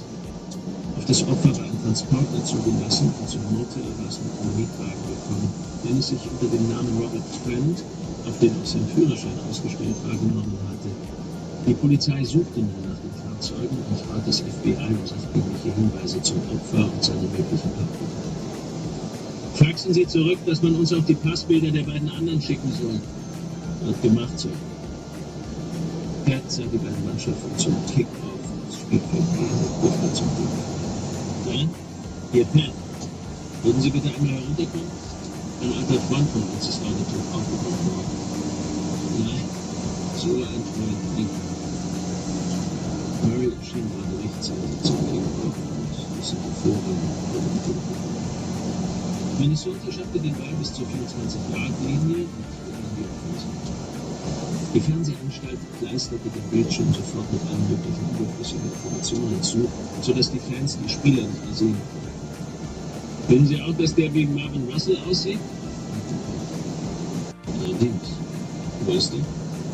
O'Day wies auf den Bildschirm. Ob Sie es glauben oder nicht, in Denver. Man fand ihn vor 90 Minuten mit aufgeschlitzter Kehle. Die Polizei dort mutmaßt, er sei im Zusammenhang mit einem Drogendeal ermordet worden. Das hat seinem Bruder ja auch das Leben gekostet. Was sonst? Murray nahm Davies in den Osten. Tony Wills ergatterte seinen ersten Ball und trug ihn 5 Yards weiter nach vorne. Fast sogar noch weiter. Beim zweiten Down sah Murray O'Day ihn einen Kurzpass fangen und über 20 Yards verwandeln. Der Junge ist phänomenal, sagte er. Ich erinnere mich an ein Spiel, in dem Jimmy Brown...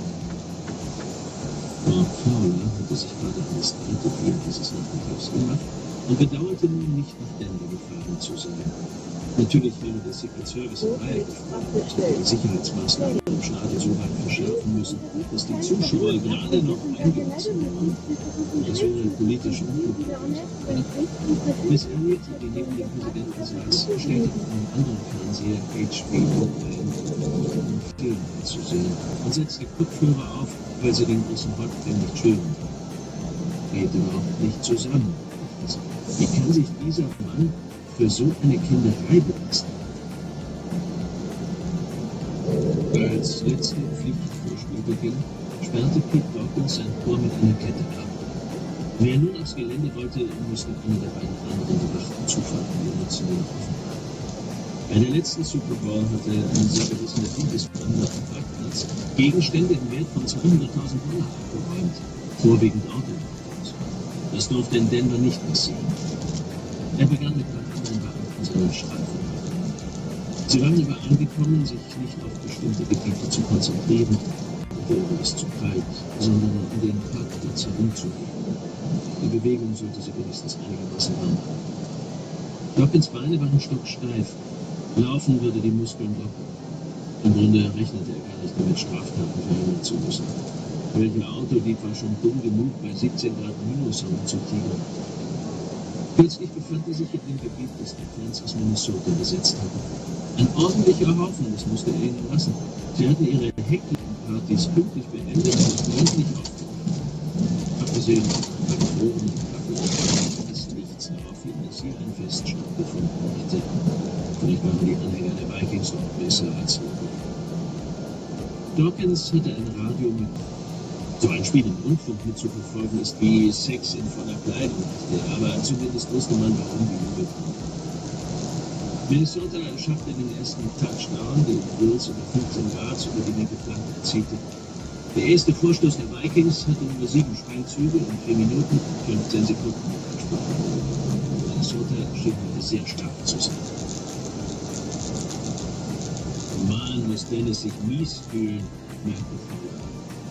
Liz, die sich auf ihren Film konzentrierte, hörte ihn nicht. Gleich darauf hatte der Verteidigungsminister Anlass, sich noch mieser zu fühlen. Angespielt wurde an der 5-Yards-Linie und der Running Back, Reservewagen der Chargers, schaffte es 35 Yards weiter, als er plötzlich, ohne angegriffen worden zu sein, den Ball verlor, auf den sich natürlich sofort ein Viking warf. Es hieß ja, dass Marvin ein gerissener Hund ist. Sehen Sie sich den Hund angefuscht. Abgesehen von den ersten 4 Ziffern sind sie mit seiner identisch. Wetten, dass er, sonst jemand sich einen Ausweisdrucker beschafft hat. Ja, sogar Reisepässe, erwiderte Unterjungs dazu, bevor die Bills wieder die Reihen der Verteidiger durchbrach und den Ball 8 Yards weiter trug. Die Chargers müssen diesen Jungen stoppen, sonst ist das Spiel gelaufen. Was für Pässe? Hat man mir nicht mitgeteilt. Und ich habe um weitere Informationen gebeten. Sie wollen mir die Bilder faxen, wenn Sie wieder im Dienst sind. In Denver liefen die Computer auf Hochtouren.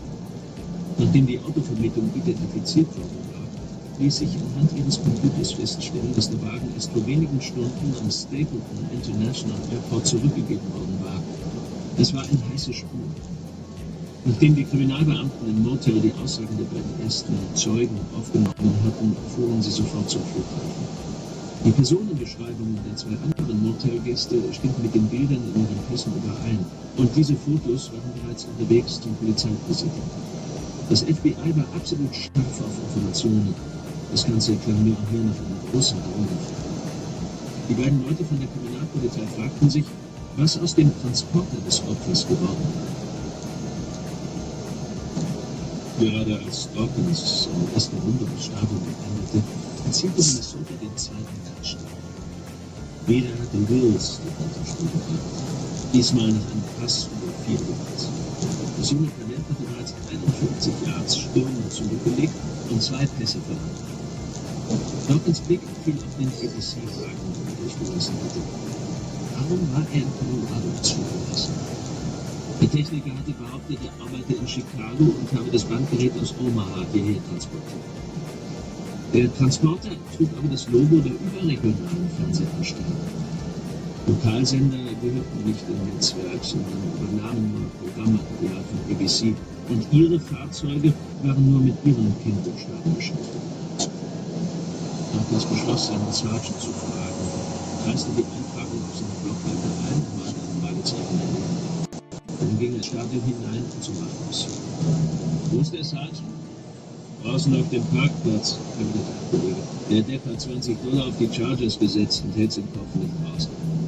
Mal sehen, ob ich ihn überreden kann, noch was draufzulegen, versetzte Dawkins grinsend. In welche Richtung ist er gegangen? Nach Norden, glaube ich. Danke. Beim Spielstand 14:0 führten die Vikings wieder einen Kickoff aus. Ein Verteidiger der Chargers fing den Ball in der Endzone auf, ignorierte den Rat eines Kameraden und stürmte wie der Blitz in der Mitte des Spielfelds los. An der 16-Yards-Linie wehrte er einen Störversuch ab und umging eine klassische Verteidigungsformation des Gegners. 15 Yards weiter war klar, dass ihn nur noch der Kicker stoppen konnte, aber der war zu langsam. Dieser Gegenzug über 100 Jahre war der längste in der Geschichte des Super Bowl. Der Touchdown war gültig und nun stand es 14:7. Na, Dennis, fühlen Sie sich jetzt wohler? Fragte der Außenminister der Verteidigungsminister. Barker stellte seine Präferenz ab. Er hatte beschlossen, keinen Alkohol zu trinken, weil er stocknüchtern sein wollte, wenn er vom Vorsitzenden der NFL, der Lombardi, Trophäe entgegennahm. Ja, jetzt müssen wir bloß noch Ihren Wunderknaben stoppen. Viel Glück. Er ist toll, Brent, läuft wie der Wind. Aber er ist mehr als nur ein guter Sportler. Der Junge hat Köpfchen und ein gutes Herz. Das hier als Ihre Art muss er gewitzt sein, bestand Barker großzügig.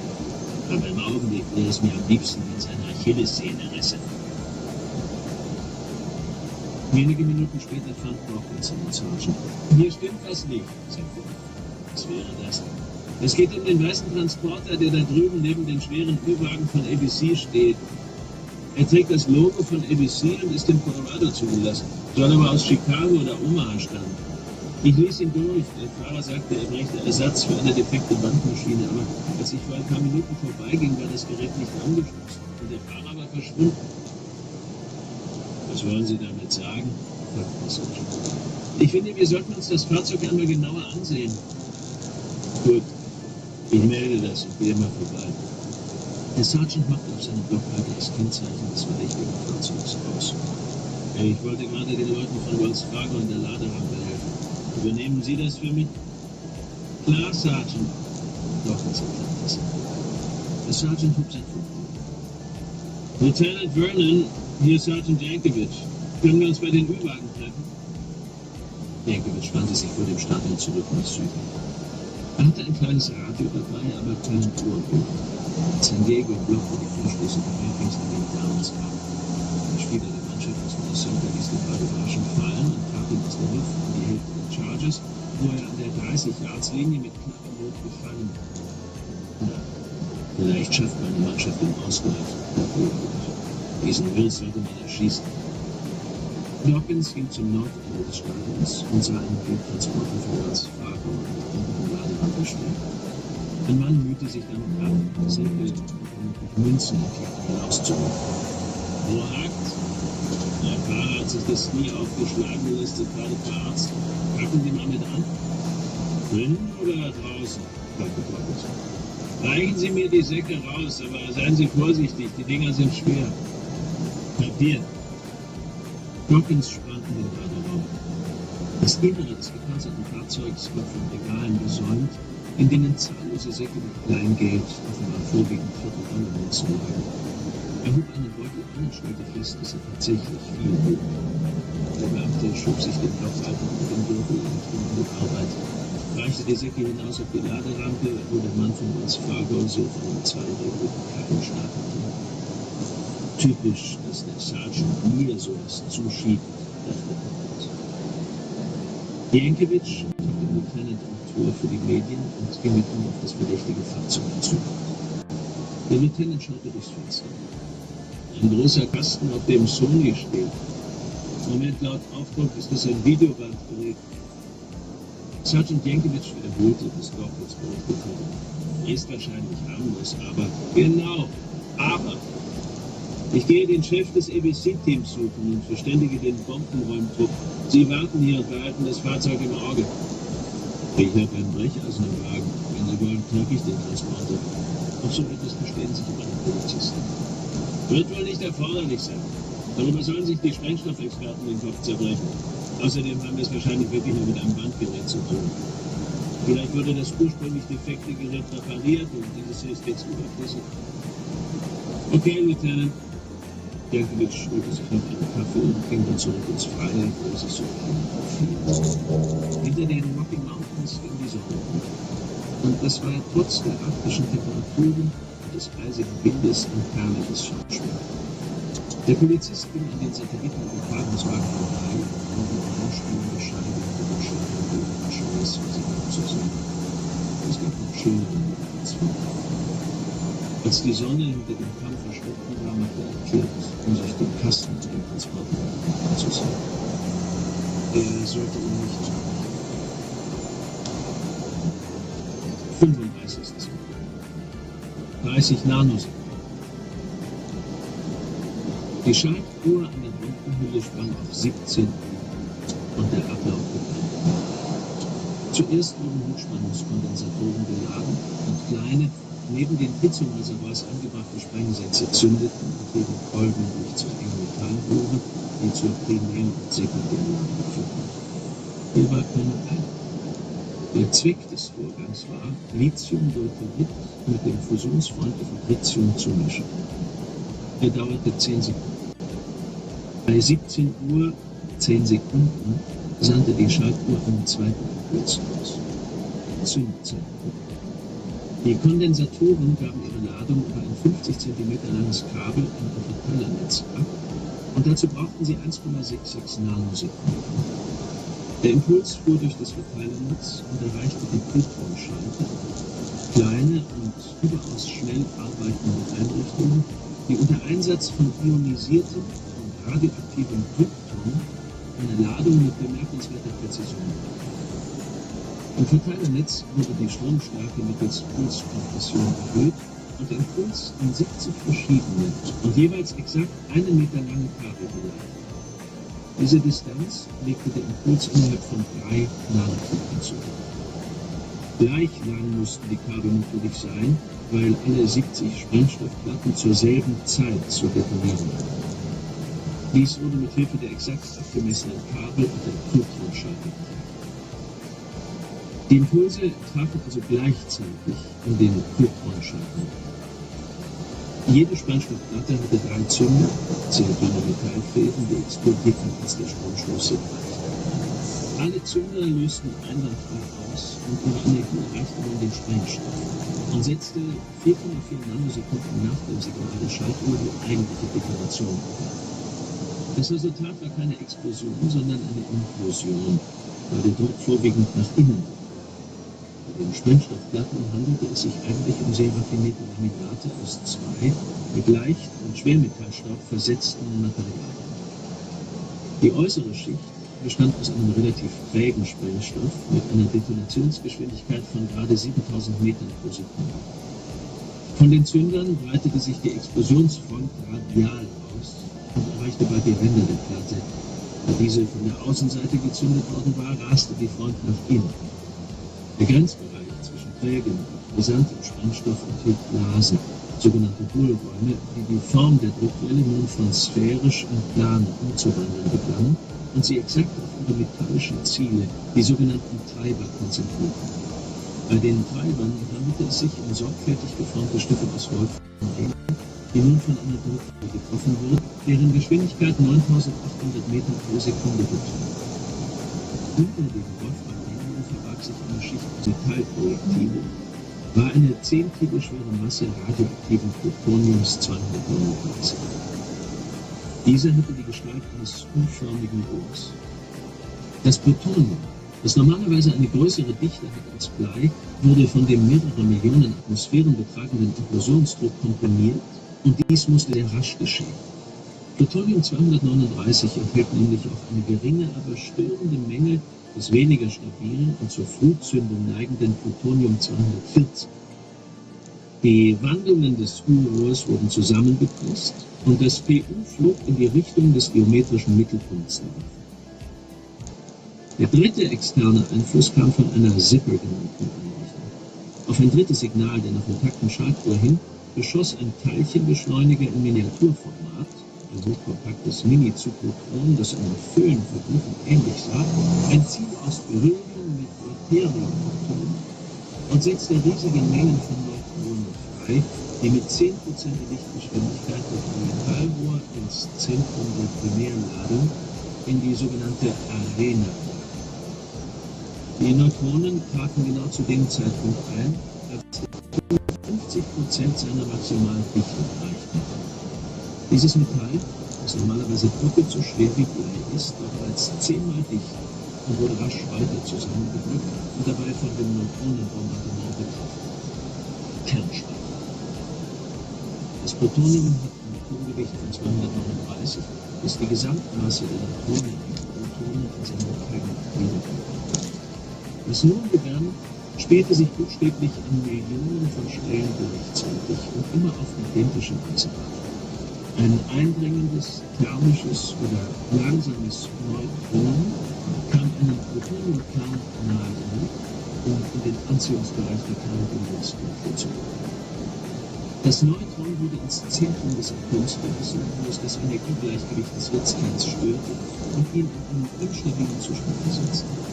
Der bisher stabile Kern begann wild herumzuwirbeln und wurde von Kräftefluktuationen auseinandergerissen.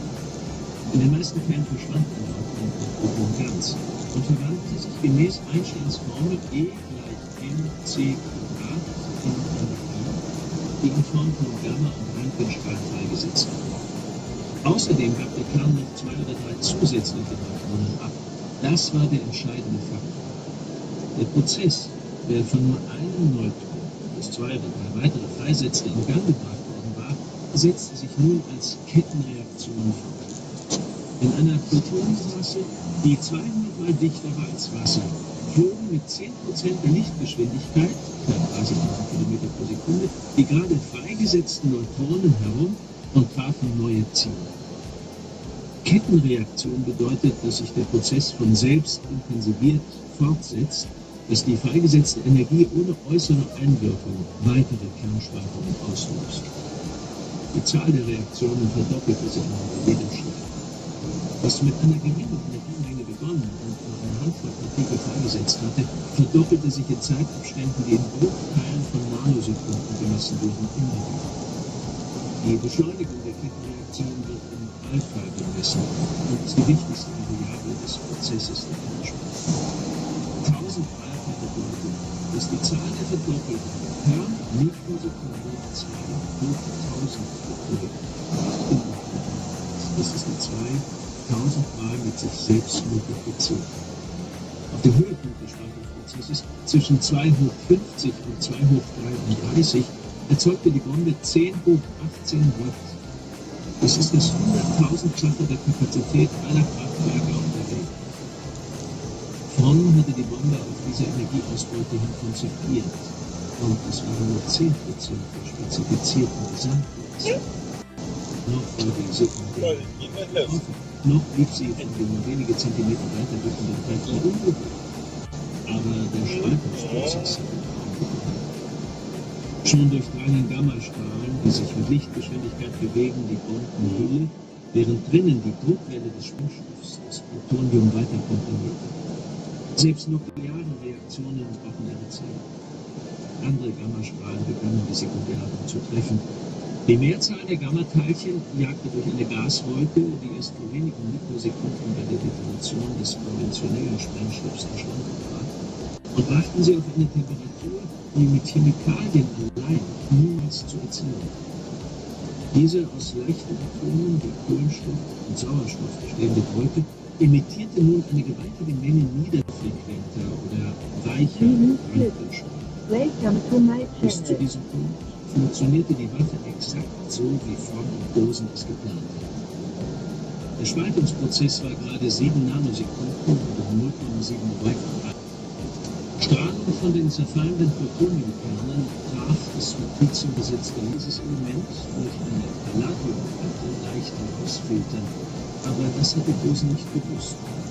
Die Folge war ein zu einem guten Fünftel verseuchtes Tritium, und zwar mit dem denkbar ungünstigsten Grund. Das heftige Bombardement durch die Kernspaltung nebenan heizte die Lithiumverbindung auf. Dieses Material, das normalerweise nur halb so dicht ist wie Kochsalz, wurde zu einem mechanischen Aggregatzustand komprimiert und erreichte eine Dichte, die größer war als die des Erdkerns. Was nun begann, war eine kleine Fusionsreaktion, die gewaltige Mengen neuer Neutronen freisetzte und außerdem zahlreiche Lithiumatome in weiteres Tritium verwandelte, dessen Kerne unter dem starken Druck verschmolzen und noch mehr Neutronen ausstrahlten. Die zusätzlich erzeugten Neutronen hatten eigentlich in das Plutonium einbringen, den Alpha-Wert und damit die Sprengleistung der Waffe erhöhen sollen.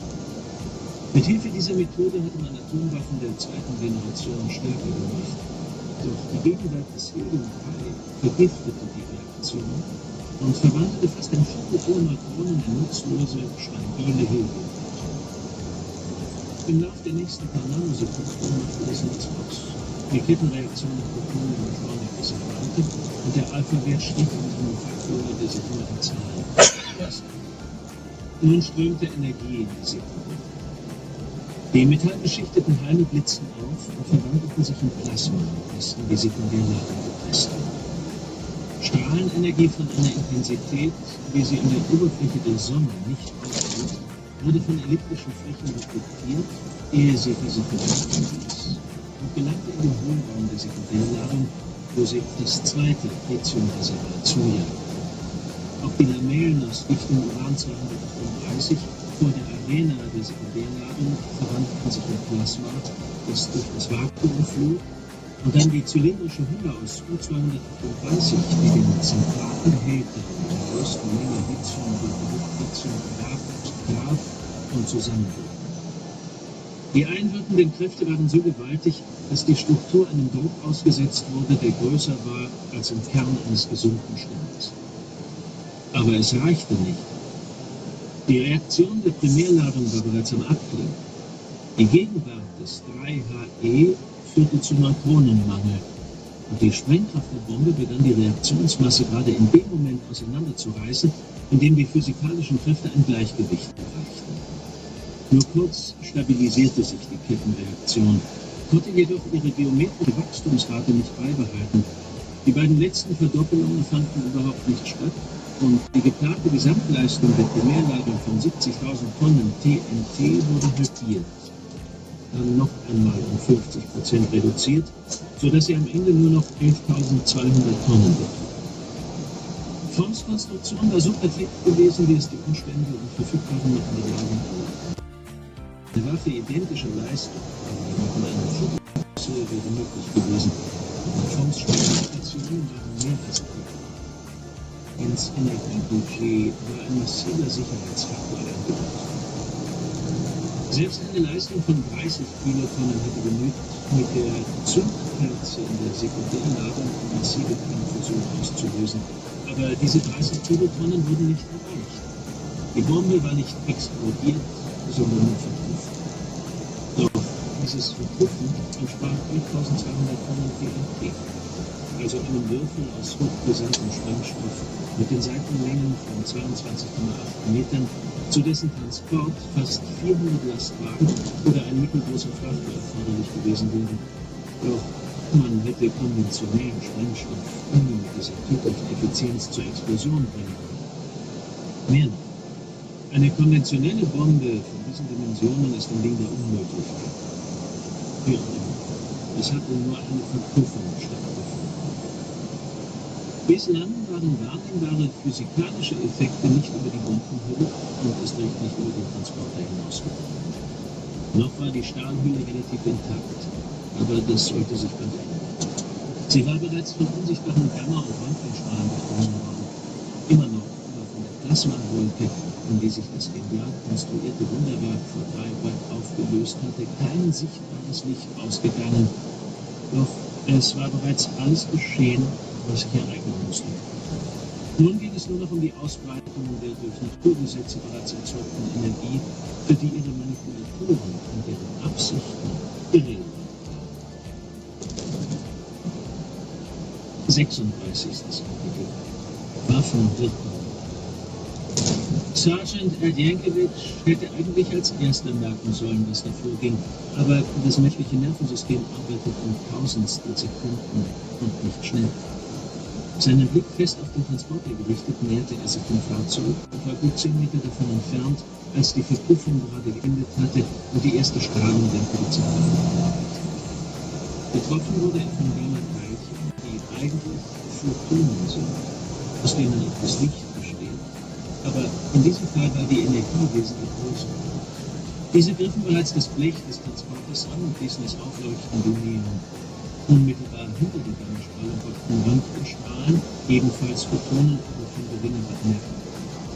Den Unterschied sollte Jankiewicz, der als erster starten musste, nicht spüren. Die intensive Strahlung wurde von seinen Knochen absorbiert, die sich rasch zu Rotblut erhitzten.